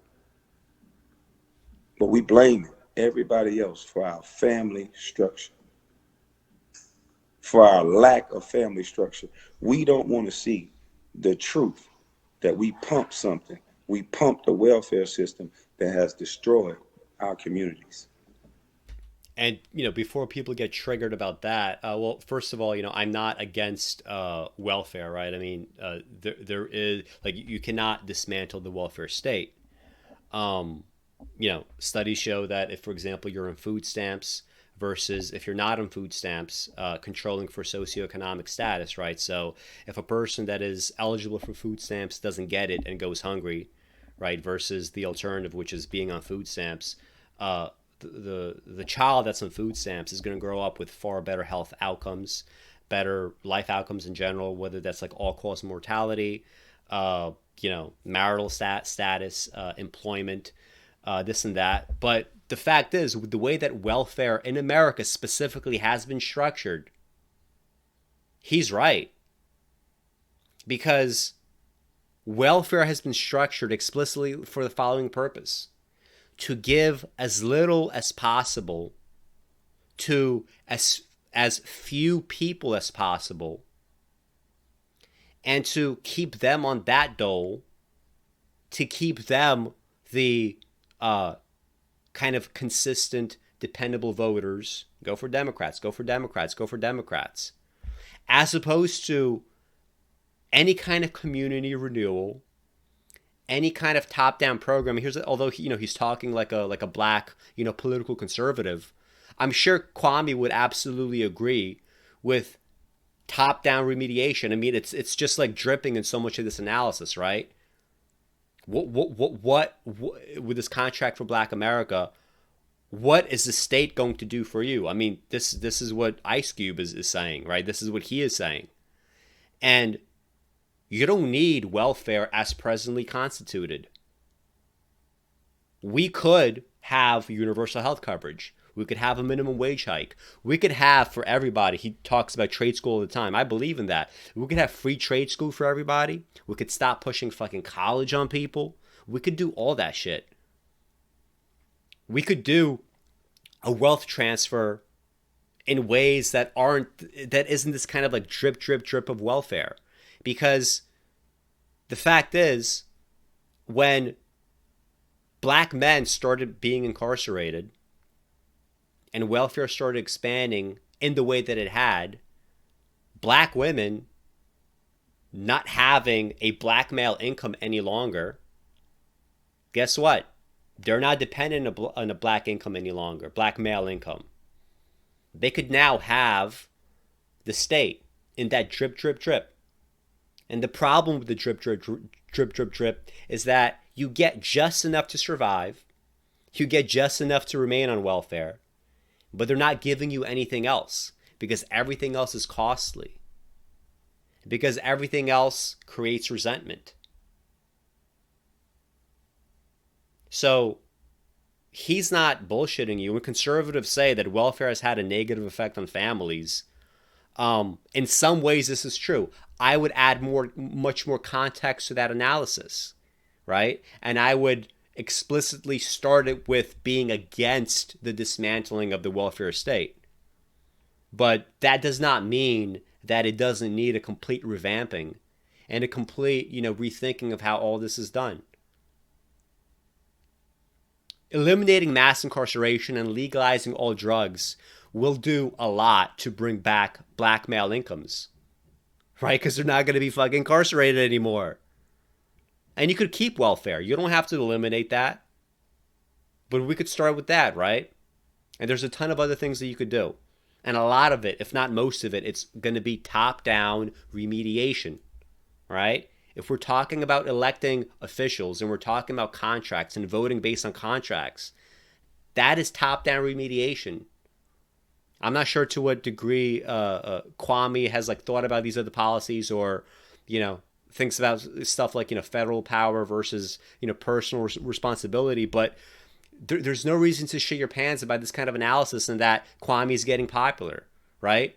You could use this kind of analysis for a leftist project, for a Marxist project. There's nothing that he's saying right now that is at odds with the kinds of things that you want to see. Black men used to wear suits. Now we got our pants hanging off our ass. Black women used to never show cleavage. Now, if you ain't got your titties out, no nigga won't even look at you. If you ain't got no ass out, if you ain't damn near showing your wop, nobody don't even want to see you. And if you ain't giving that vagina up on the first day, second day, third day, especially if a man got money, because he know that's what you looking for. Because we hear it in the music. You looking for my money, so I go buy a nice car. I go take you to a nice club, and you supposed to give me something. You supposed to give me that wop for this money or being around it, remember? That's everywhere, by the way. That's not just, it's not Black America. We are That's breeding Korea. a degenerate society. And then blaming Trump, blaming the white man. We used to have morals. We used to have character. Now we are shooting in the middle of the street over words that another man said that don't hold no weight, no value in your life. We'll throw our life away for some status because most of these men now that have been raised by women can identify with them. That's why they sleep with them so much, because they got a lot of feminine energy. You'll go shoot in the middle of the road because of what a man said. Went over here, and I was trained. A nigga don't pay your bills. Fuck what he said. Beat him by balling. Beat him by goddamn going to buy you some more property. Beat him by not even talking to him. Now we got to go shoot him. Ego now. We got feminine energy in men now. No. That nigga sitting there. I got to go kill her. We got a lot of estrogen men now. To where they got male body parts, but they think they're strong. They think they're men because they're pulling the trigger behind words and dumb shit. That is the biggest problem in the black community. But the media got you thinking it's Trump. The media have you think the moment you get Trump out of office, you Negroes gonna somehow live heavenly, huh? You forgot about Bush. You forgot about Obama. You forgot about the other Bush. You forgot about Reagan. You forgot about Nixon. You forgot about everybody else that was in there before Trump did. Probably because you were turned up. We are voting for our own demise because we so sensitive over words. And they're using our women. Not too many logical women. And men are too weak to say, hey, no, honey, that ain't it. It's sad. It is really sad, the state of affairs right now, that civil discourse is no longer a thing. Is if you don't like my party or if you don't like what I like, you're a bad person. I could find demonizing words for you and whoever you affiliate with. And whatever words you find for the people that I have, it doesn't matter. It's all fake. It's sad. So if I don't have the same energy that I normally have, it's because I'm not even Ice Cube. And I respect this dude so much now because just listening how he dealt with these attacks by women, by men, and these are all black people, allegedly. Some of them are white. And all of them are getting paid by the same source. And they want him to just say Trump. But Ice Cube held strong and he said what he said. He's not affiliated with Trump. He's not affiliated with Joe. I'm using my brain. I don't got to be affiliated with you for you to promise me something, for you to tell me something. If you lie, that's on you. But I'm going to come with this contract. I'm going to come with a set of rules. And that's what he did. But you could tell that these media personalities have been trained by the same people. They all say the same shit over and over and over again. No matter what their guest says, they're trained to get it back to, fuck that orange man bad. The HBCUs had to go back to the White House every year to get funded. Trump said 10 years of HBCU funding. Fuck that. Y'all don't got to keep coming back here. And I mentioned that on the Zoom call. And he said, oh, well, that's only because he's trying to look good to black folk. Like, what? Where did you hear that at? And the point of it is, it don't matter. If people had to go beg for money every year, and now they don't have to do that for the next 10 years, who gives a fuck why he did it? Like, why would you even come up with that? How is that even considered a fact or even something you should say? It's considered a fact and something that you should say because the vast majority of people, even black people that are involved in politics at that level, it's an emotional fucking game. Of course it matters to you if you hate Trump that, oh, you're just doing this to be, manipulative. To you, that's the bottom line because you're not going to go to these historically black colleges, right? If Trump does, something positive for the black community, you're probably, like, if you're at the level where you're arguing about this kind of shit, you're not in a position to benefit from it, right? Those that are kind of closer to the bottom, right? The kind of black people that Kwame Brown is talking about, right? The black people that are kind of most liable to take advantage of, new funding, right? New positive policies. They actually have a stake here. But if you don't have a stake here, you're going to say something that, and you're not going to consider it cruel, right? You're not going to consider it bad. But you're going to say, that's just manipulation. That's just a way to get my vote. As if Democrats aren't trying to get your vote when they fucking stand there with the kente cloth, right? Or when they promise that they're going to do something about the protests, or they promise they're going to do something about police killings. They come into office and, jack shit happens, right? Everybody does that. The bottom line, though, is what you get. And I think what's being underestimated here is the extent to which other politicians don't even have to be necessarily Republicans. Maybe we're going to have third parties coming out soon. The extent to which all these parties could start kind of taking votes away from Democrats. People are really, really underestimating those possibilities, right?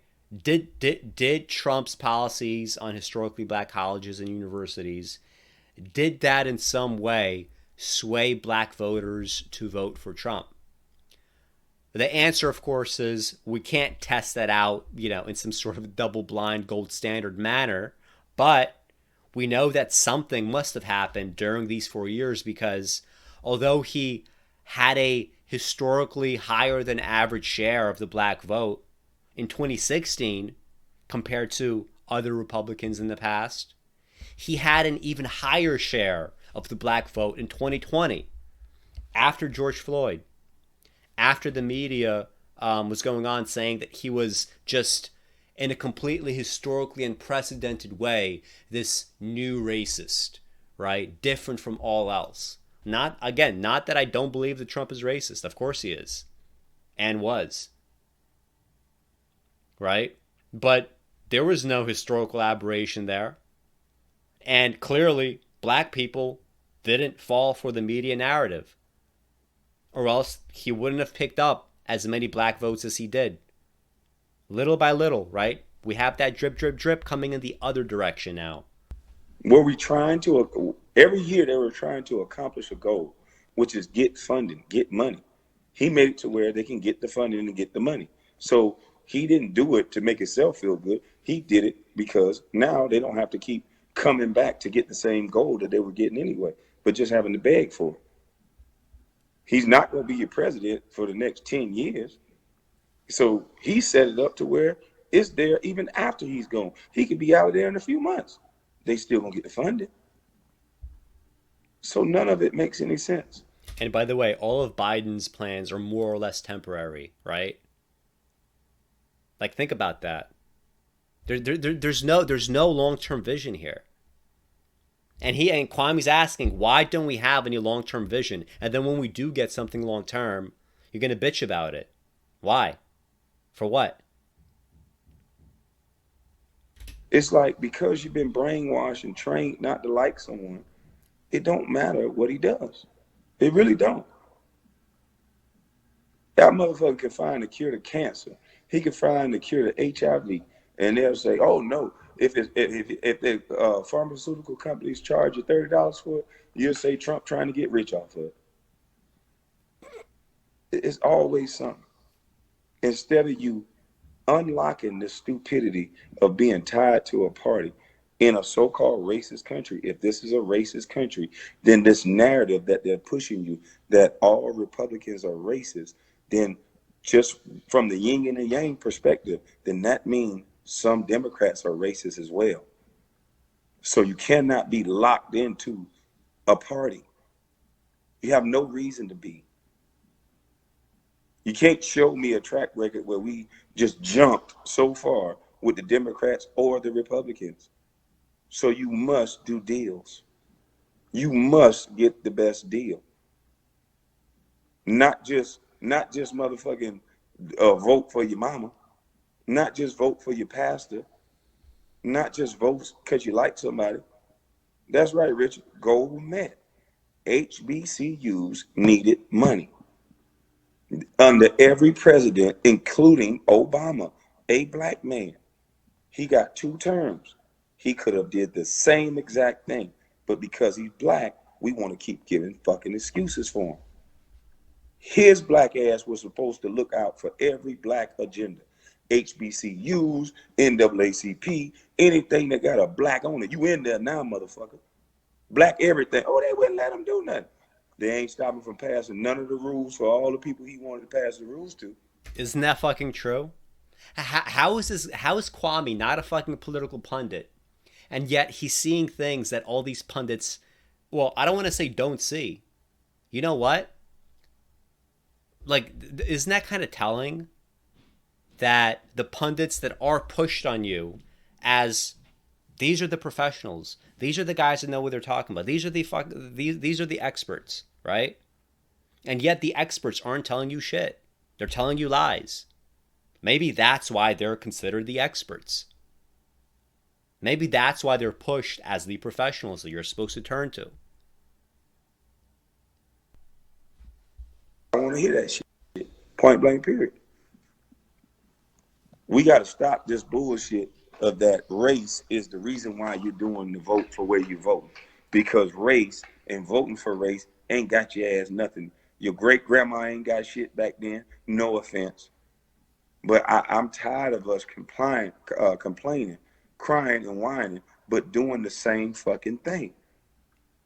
You're doing the same thing, and most of us are getting our directions from white people in the first place. You're listening to your talking points from CNN and all these places. I can hear it in your speech. You repeat the same shit they say. Trump didn't let black people in this building and this and that. What the fuck? Trump wasn't the president when he did that. Oh, but still, he racist. No, he was doing business. That ain't got fucking shit to do with the president. I don't want to hear that shit. You know? Maybe you're not used to people that think like me and not sensitive like me, but you can't keep telling me about race when I've seen a party that supposedly love this race so much and won't do a motherfucking thing for this race. I dare anybody to show me the timeline that the Democrats was in power and black folks wasn't getting their ass whipped. Show me the timeline where the Democrats were in party and black folks wasn't getting shot. Show me the timeline where all the things you're crying about now. Show me the timeline they fixed it because you were crying about this shit 10 years ago, 20 years ago, 30 years ago, 60 fucking years ago.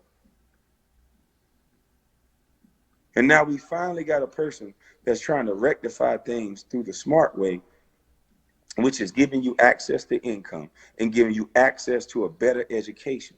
Why you think he sent so much funding to the HBCUs? They teaching us to be dumb. They teaching us about race. He need to ban that shit from school and make it official that you need to teach us about economics and taxes. So that way you have a smarter base instead of people that's voting because their feelings hurt about something. But I'm about to get up off here because I'm about to go walk the dog with my old lady. But it's just sad, man, where we at. Just talking to people is mentally draining. It's frustrating. It's sad what my brother Ice Cube is going through because this is a man who's actually trying to help black folks. And it seems like every person who actually try to help black folks, black people crucify him. Black people crucify you can always tell the black guy who's actually trying to help because the white liberal put a microscope on him and they say all kind of negative shit about him and they make black people say the same bullshit and then black people go ahead and tear them apart. That's absolutely true. This is spearheaded by white liberals, right? Because the white liberal establishment is the one that has the power, right? You know, but it's not that black people start here with this assessment of Ice Cube, right? It has to be taken down from the highest echelons of power, right? Black people do the bidding of the white liberal. White people don't even got to get their hands dirty no more. They got you, nigga. They're pulling your puppet string. They tell you what to do. It's niggas arguing with niggas every day all over the internet, calling them all kind of names just because they don't agree with what you agree with. And then when people try to tell you their set of ideologies and their set of ideals, and instead of you being able to drop your emotion and tell them yours, you call them a name. That's sad. Most of the same people talking shit don't even attend their commissioners meeting that involves their own community, but have everything to say about a president. Yeah. I mean, that's it in a nutshell. They pretty much know that we're just emotional. Most of us are just all talk. We'll just jump behind the ideal. If it's a large crowd, we'll jump, we'll shout, we'll dance. We always want to dance. You talk about these stereotypes, but every time I see somebody, they twerking, or they dancing, or they partying, we always want to motherfucking dance. Don't matter what's going on, pandemic, nah, we dancing. We motherfucking partying. You know, we always want to dance. So it's a frustrating thing. We demonize anybody that get out the motherfucking hood.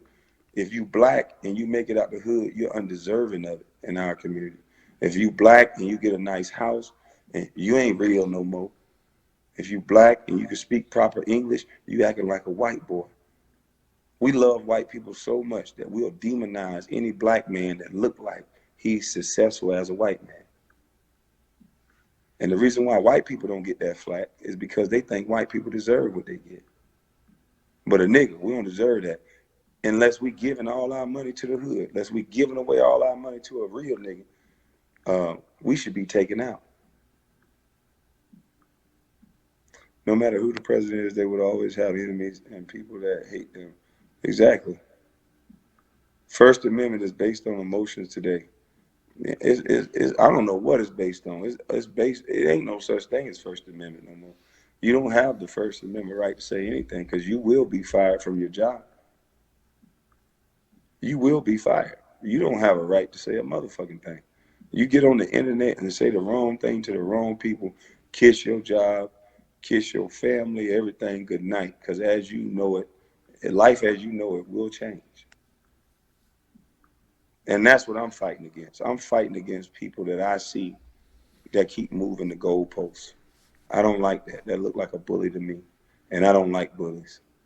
Because although I'm a very large guy and I'm a big guy, I'm a cool, gentle motherfucker. The only time I get upset is disrespect and bullies. I don't like them. And right now I see one side bullying everybody to believe what they believe, or a black man is a coon and a sellout to his own race, or a white man is a racist with no proof, no nothing. The moment you say anything about another side that they don't like, they now have the power to make you a racist or make you a coon and a sellout. And then they use black celebrities or black influencers to make sure you're canceled. I'll say to those black men that are doing that, you are the true house niggas because you're doing what master tell you to do. You black men and black women that are out there stopping another man's living and another man's earn because of some fake ass cancel culture, because you don't even watch these tweets and watch what people say until a white man tell you or Don Lemon tell you. And he married to a white man, so he might be feeding him the information. Remember, y'all so against white people, so Don Lemon got a white man while he hitting him from the back, he whispering in his ear, tell them niggas this, tell them niggas this, tell them niggas this. And y'all listening. Every fucking day, y'all listening. We're so emotional now. To have a conversation with a man nowadays is like, I don't know if I'm talking to his wife or I'm talking to him. Men now have lost their identity. You could be a bad motherfucker. You could be a bad motherfucker in the streets, but then you go home and a woman is running you, dictating your mind and everything about you. It reminded me when I was a kid and my mom would ask me what I want to eat, and then she would commence to tell me 3 or 4 things to program what I want to eat. What do you want to eat? Do you want a hot dog? Do you want a chicken? Do you want a burger? Do you want a sandwich? And then as a kid, your mind will either go with the first thing she said or the last thing she said. But as I got older, I realized, hold on, hold. If you want to know what I want to eat, just hold up. I'm going to tell you. Don't give me no set of shit, no multiple choice. I know what I want to eat. I don't want none of that what you said. I want fried turkey. 50 Cent is in the same boat. Absolutely. 50, but see, I love 50 because 50 don't give a fuck. 50 is a real man. 50 don't give a goddamn what nobody say. 50 Cent always do what he want to do. It ain't many men like 50 Cent no more. You know, most of these niggas pander because they want some vagina. Most of these niggas act real nice to women until they get sex, and then they act just like every other man. So it is what it is.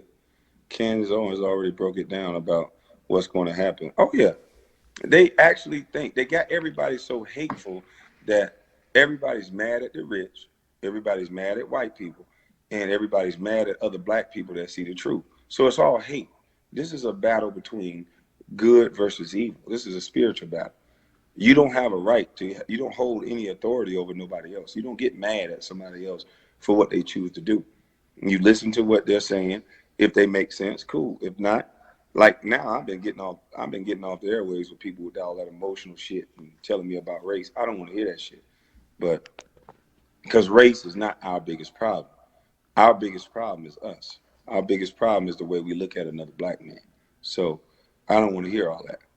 When you got people calling the city Chirac and what is Baltimore called, Kilmore, and all kind of stuff. When you got areas like that where we just dropping black folks like that and no one's talking about it, I don't want to hear shit about Black Lives Matter. I don't want to hear shit about your fake protests. We should be in those cities eradicating that type of behavior.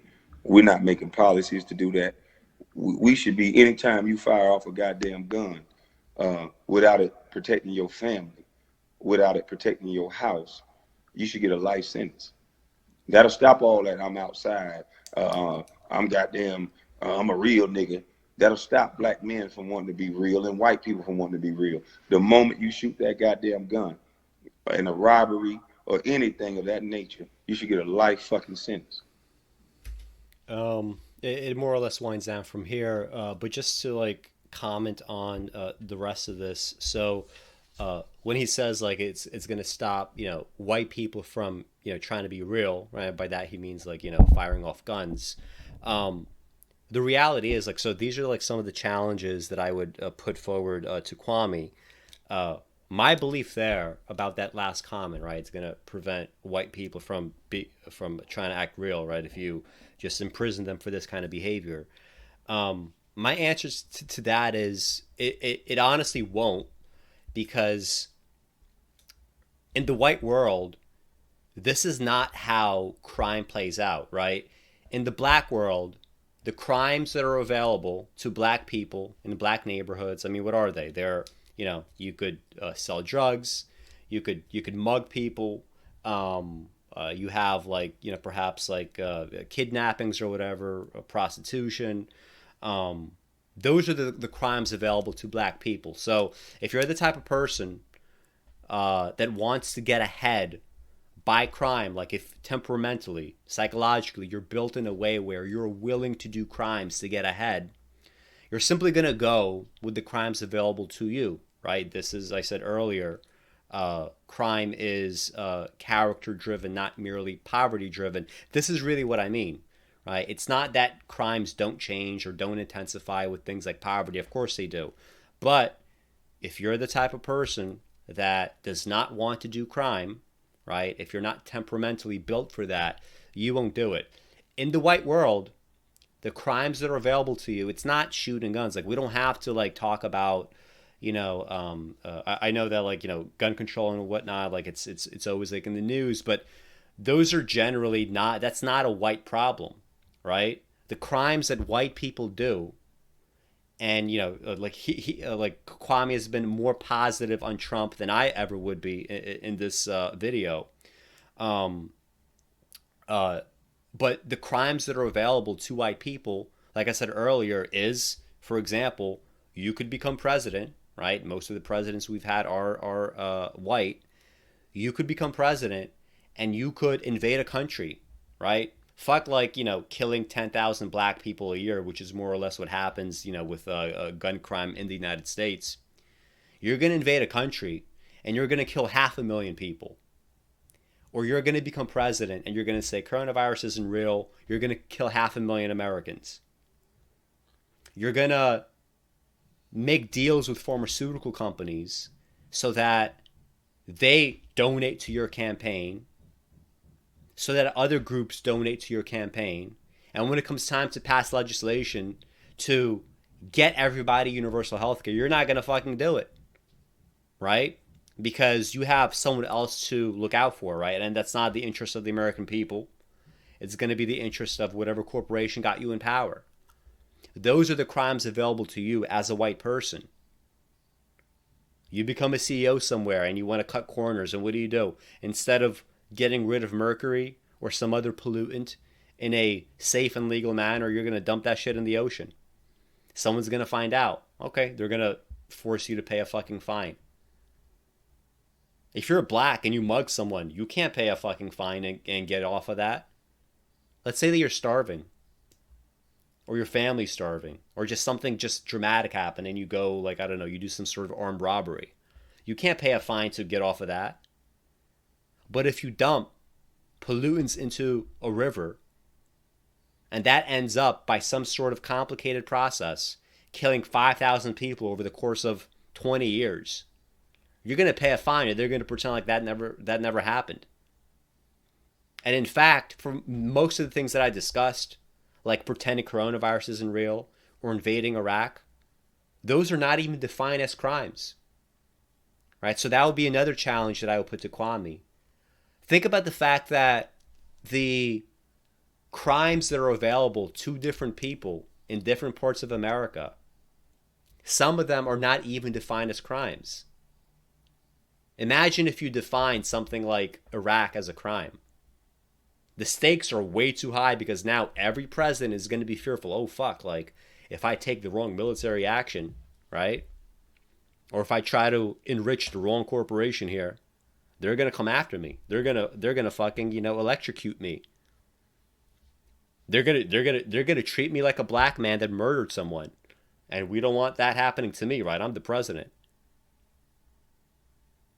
So that's one challenge I would put to Kwame. Another challenge is, and I said this earlier, what exactly, where does class fit into your perspective here exactly, right? Because, so much of what Kwame's saying, like implicitly, like it does include race, not race, but class, right?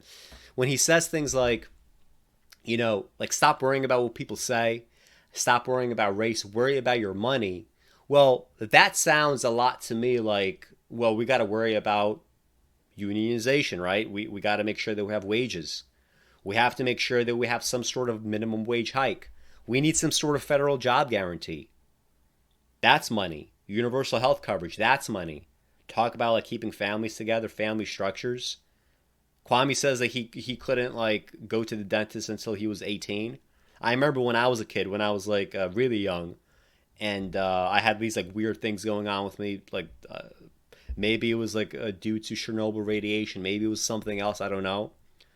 And there were times in my life where like my mom like couldn't like take me to the doctor because we just couldn't just didn't have money to do it, literally couldn't. So when I think about worry about your money, I think about universal health coverage, right? Is that part of Kwame's analysis? I think it is. Like, I think if you press Kwame on these questions, he would say so, right? And another thing I would talk about is, there's a little bit of like golden age thinking here that I simply don't subscribe to. Kwame says that, people used to be a different way. I'm not so sure about that, right? If you want to say that people are trigger happy now, well, they're certainly not as trigger happy as they were in 1991, which was the peak of crime in the United States, in the 20th century, right? All that has fallen off. There's been like a little bit of uptick in the last 5 years, especially in the last 2 years, but it's nowhere near the levels of 1991. So, I'm just always very skeptical of any kind of golden age thinking, right? Where we harken back and we think, the past used to be better. The past used to be better in some ways, I agree. But just generally speaking, that's always like a little bit of a dangerous route to go on, right? It's always a slippery slope. And the last thing, like just going back to Trump, my last challenge here is going to be this. When Kwame says that, the fact that Trump used to keep, black people out of his buildings, it has nothing to do with the presidency. I would actually argue that, in fact, that has a lot to do with the presidency, because this whole thing about the go along, get along gang, right, which applies to other parts of Kwame's analysis, like in the media and so on and so forth, and like, political punditry, all of that.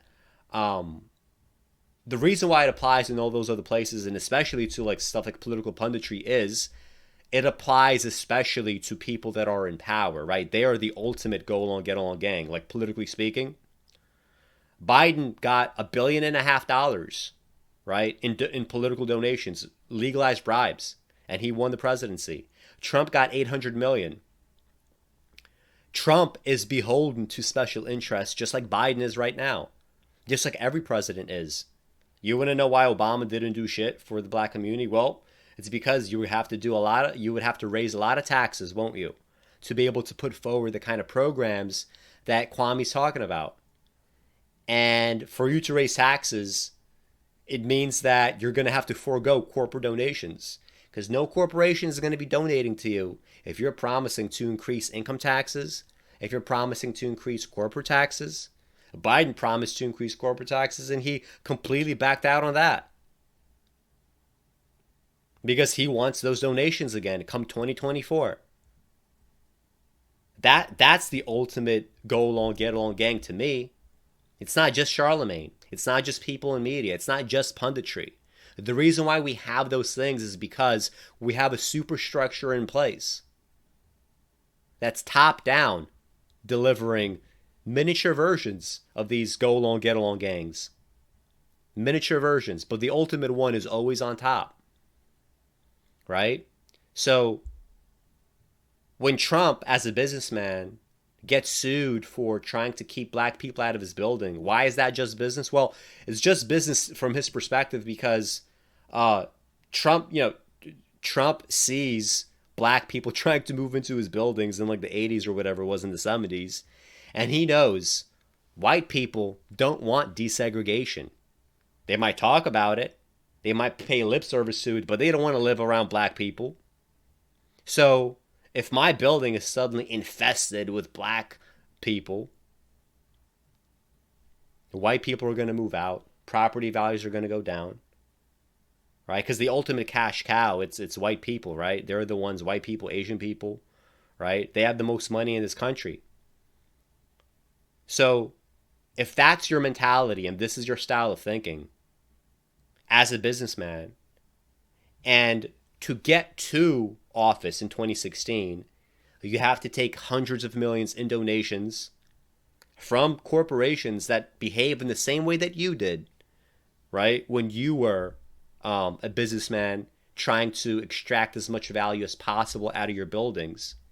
You're going to bring that same mentality from the 70s and 80s into the White House. You're going to take corporate bribes, as you always have. And you're going to do the bare minimum, because Trump did the bare minimum. It's great that he funded some black colleges. Great. It's great that 2015 bill, anti-incarceration, it's great that he didn't fucking veto it. Whatever, fine. But he's going to do the bare minimum. He get into office and he got out of office. Very, very little has happened, right? In terms of changes for the poor white community that he claimed to represent, right? Because he got into office in the backs of white people that were saying, we need, changes as well. Shit didn't change. And nothing changed for the black community then as well, right? Except for very minor, superficial changes. Right? Historically, black colleges, they serve a tiny, tiny fraction of the black community. And as Kwame knows, it's probably not even the best way forward, right? I mean, we should treat trade schools preferentially. So that would be my series of challenges. And before I end this, I just want to just let this one video play that I think is like especially like funny and nice. It's a lot shorter. And this is where he's so Steven Jackson, like a lot of this, all this, the streaming started happening, and he got all his subscribers because there was this like all the Smoke podcast, right, where former NBA stars they come and they talk, and they were talking shit about Kwame Brown. He got upset. He started responding to him in these streams, and he's also isolating Steven Jackson as one of the people, right, that are a negative influence on the black community, right? And I just found this like a funny kind of a funny rant. And when I say rant, right, that's not a slight, right? That's not disrespect. I rant as well, right? You can look at my videos, right? I sometimes have like 6-hour streams. It would be hard pressed to talk for 6 hours without ranting. And you could rant well and you could rant poorly, and Kwame does it well. So I'm just going to leave you guys with this. I'm not a princess like Jack. Hide in groups and quit smoking because he fell asleep. Hell, I drink and smoke. You niggas talking about how free you is, how good your life is. Why you gotta keep telling us about it? You living so good, why you telling everybody? I ain't living that good, I just drive a tractor. But I can say what I want, I can do what I want, I can wake up when I want. I can have 9 strippers behind me, dancing and partying. And can't nobody fire me, Jack. And Jack fit you, but put an ass at the end. Jackass.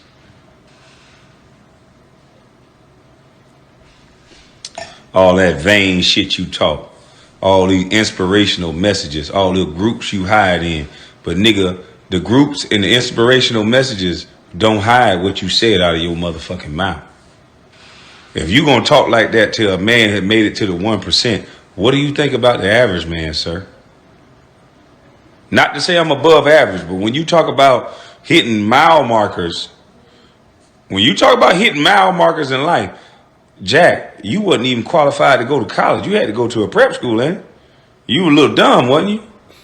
Still a little dumb now, based on the shit you saying out your mouth, arguing with people on Instagram, cause mama cooking and tore that ass up. Sound a little dumb. 1 minute you in the club showing you have your nephews exposing themselves, showing guns, being tough. When the shit supposed been over, you said we were joking. You said you apologized. You said you forgive me. You said I was a bust. You said my life was dirt. You said everything was cool. You said decided you was dead, but you keep bringing me up. I'm playing in your head, ain't it?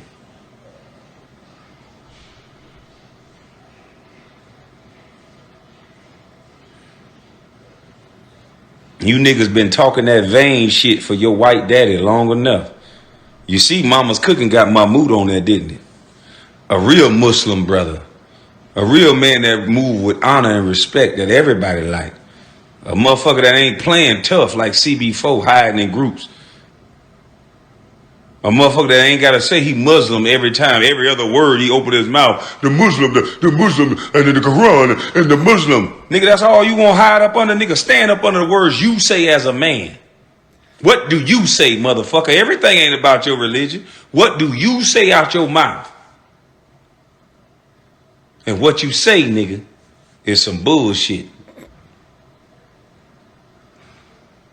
And what you would have got if you wanted to see these little ass eyes and look me in the eyes like you posted, you would have met the man you didn't know nothing about. Me and you would have got real acquainted, nigga. All that fucking mouth you got, nigga. You can bleach them teeth all you want to, nigga. I'm trying to be peaceful with you, nigga. But you keep mentioning my name and you keep talking these little innuendos. If that side dead in you, nigga, let it be dead in you. If you want to line it up, nigga, we can line it up, nigga. Don't bring the group. And you already know, nigga, I'll punish your bitch ass. So all I'm saying is, stop mentioning my name, nigga. I wasn't mentioning your name. You wanted to drive that car and live in the lane of being a tough guy? Bitch, I ain't living no lane of a tough guy. But I'm a damn sure a grown-ass man.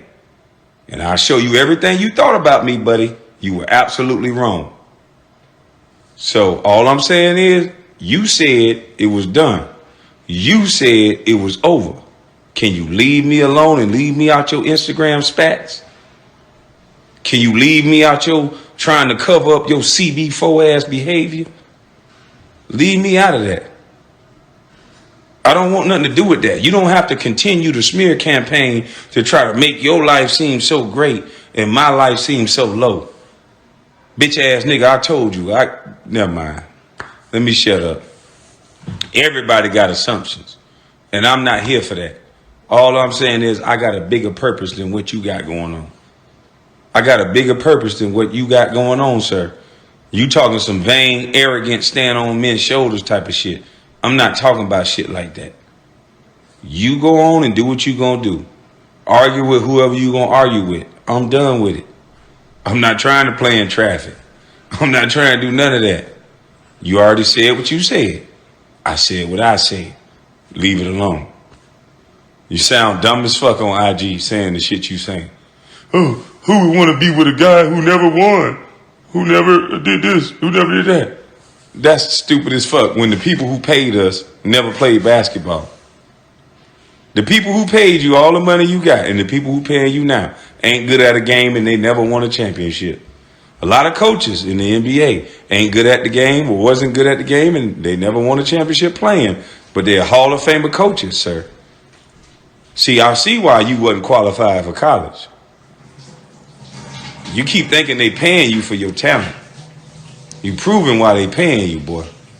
You not that smart. Somebody need to take your damn phone before you have to keep changing your life right after you do something stupid again. So, you have a blessed day, man. I'm sitting in my house. I'm just chilling, see? I'm just chilling. I ain't bothering nobody. Okay? I be home. You hear that in there sizzling? That's some good mama's cooking over there, sizzling in the oven. And it's finna be brought to me on a plate, and I'm finna eat the fuck out of it. So I might be insignificant to you, sir, but I'm the man around this motherfucker. And that's how everybody's supposed to be, Jack. What are you saying to the average man? Peaceful, brother. Everybody don't play basketball, Jack. You sound dumber than a bitch. Only 1% make it. Remember that. So a lot of your Muslim brothers, they wasn't good at a game. And they didn't play basketball. And you keep trying to stand on people's shoulders with this stupid vain shit that you say out your mouth. You might want to shut the fuck up like Maddie did. Shut your goddamn mouth, boy. You not who you think you are. You not no second coming of Malcolm X. You not nothing but a nigga who hide in groups. You've been going from group to group your whole motherfucking life. And as soon as a man called your bitch ass out, you said that side was dead and you didn't you? Now, do I need to ask you one more motherfucking time nicely? Because I will. Now, if you say it's dead and you again, shut your bitch ass up. I don't want to hear shit else about no innuendos about me. Shut your motherfucking mouth. I done told you, shut the fuck up. I'm not bothering you. Stop bothering me. You already said you didn't want to stand in front of me. Leave it alone. I don't want the group, bruh. I don't. You don't got to hold up all this shit. You don't got to fake like I'm being a snitch.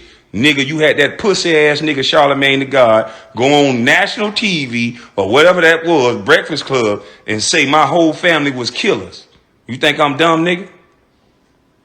You think I'm stupid, motherfucker? I'm no dummy. Yeah, so I showed them text messages. So you ain't finna be praying in public and then making threats behind the scene, motherfucker. Just in case you would have met me in traffic. You niggas crazy. The way you niggas talk with that effeminate ass tongue, you don't know how to talk to a man, boy. And that's what's wrong with you. I asked you to apologize nicely.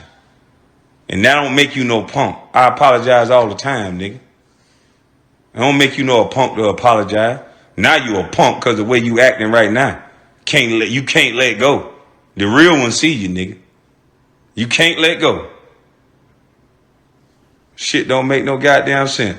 I'ma holler at you though. You know, me and you was on the same team and you was very polite. You was a cool nigga. You ain't never try all that other shit. Now you talking like you just a second coming of the Lord because you joining groups.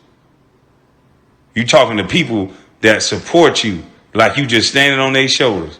When these people, all they got to do to bring your little bitch ass back down is stop supporting you. How the fuck are you on there going on rants about people that's supporting the show that you work for, boy? You work for a show, nigga. I was going in there with an iPhone 8. I was sitting in my truck with an iPhone 8 and was getting numbers like y'all. This shit bigger than that, bro. You should wisen up and smarten up.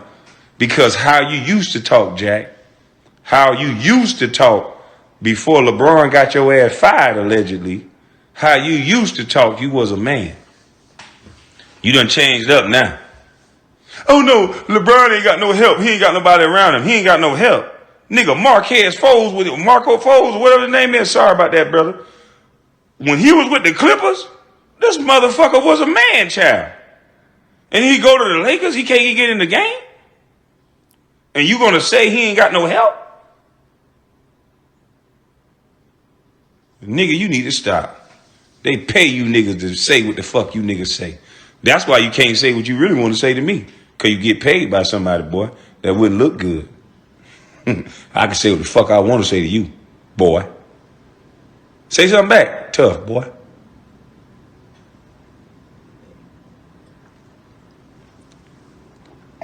You niggas keep thinking your freedom and your independence is a job that you get from a white man. But Jack, if you were so tough, if you were so NBA champion, and your basketball career was so good, why you got a job, bitch? Why you got a job? I don't got no job, Jack.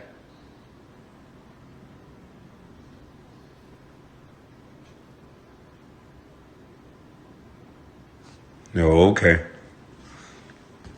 You can't never tell the truth. Your mouth is bought and paid for. That's why you got to keep changing up, not smoking, not doing this. You got to do what you told to do, boy. You a good little boy. If they tell you to put a tie on the Stuart Little outfit, you going to have to do it for that check, boy. And that $100,000 they just gave you, that came with a price tag. That came with something you got to do. What they gave you $100,000 for? You ain't got no motherfucking talent. You couldn't even goddamn qualify for college. But you want to sit here and talk about a game. No wonder your brain only relegated to a game. No wonder that's everything you talk about is a game. Because you don't qualify, boy. So you got to do what's necessary. I wonder what they making you do.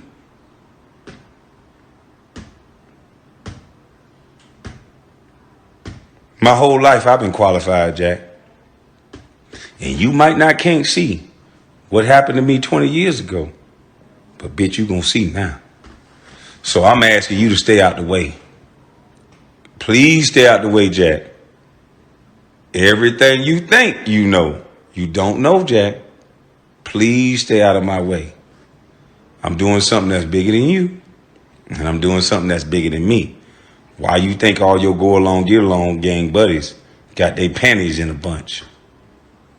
So leave me alone, Jack. May peace be upon you, Jack. Ain't that what you say? May peace be upon you, my brother. And I mean, that's the right instinct, right? I mean,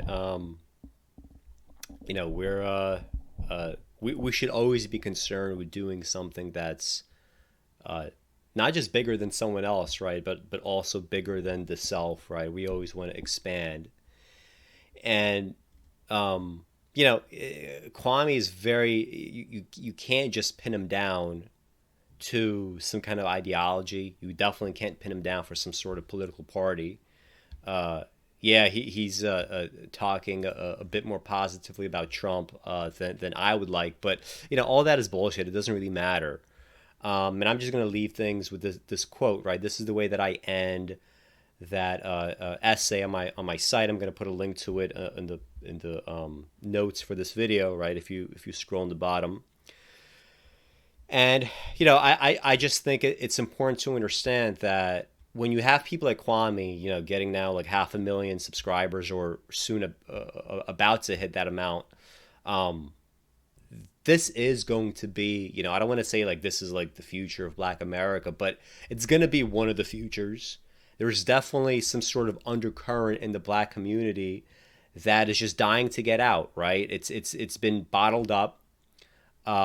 People that are just unhappy with media, people that are unhappy with culture, right? People that are unhappy with their political choices, people that are unhappy with garbage being rammed down their throats. Vote for Biden, vote for this, do that. You're a racist if you don't do this. You're a self-hating Black man if you don't do that. And liberals are going to have to get comfortable with the fact that people like Kwame, right? Kwame and the Kwame analogs, right? He's not going to be the last one. They're going to start peeling off, so many of these assumptions and so many of these demands until these demands are no longer going to have any kind of power, right? And when they no longer have any sway, that's when, things are just going to get interesting and things are going to get hectic. And this is the way that I end that essay. And it applies in this situation. In time, we will see elements of the Black intelligentsia pivot to, if not conservatism, then at least its synesthetic trappings, drawing on culture, on entrepreneurial propaganda, and the outright apolitical to further winnow Black America from Black America. And why should it be otherwise?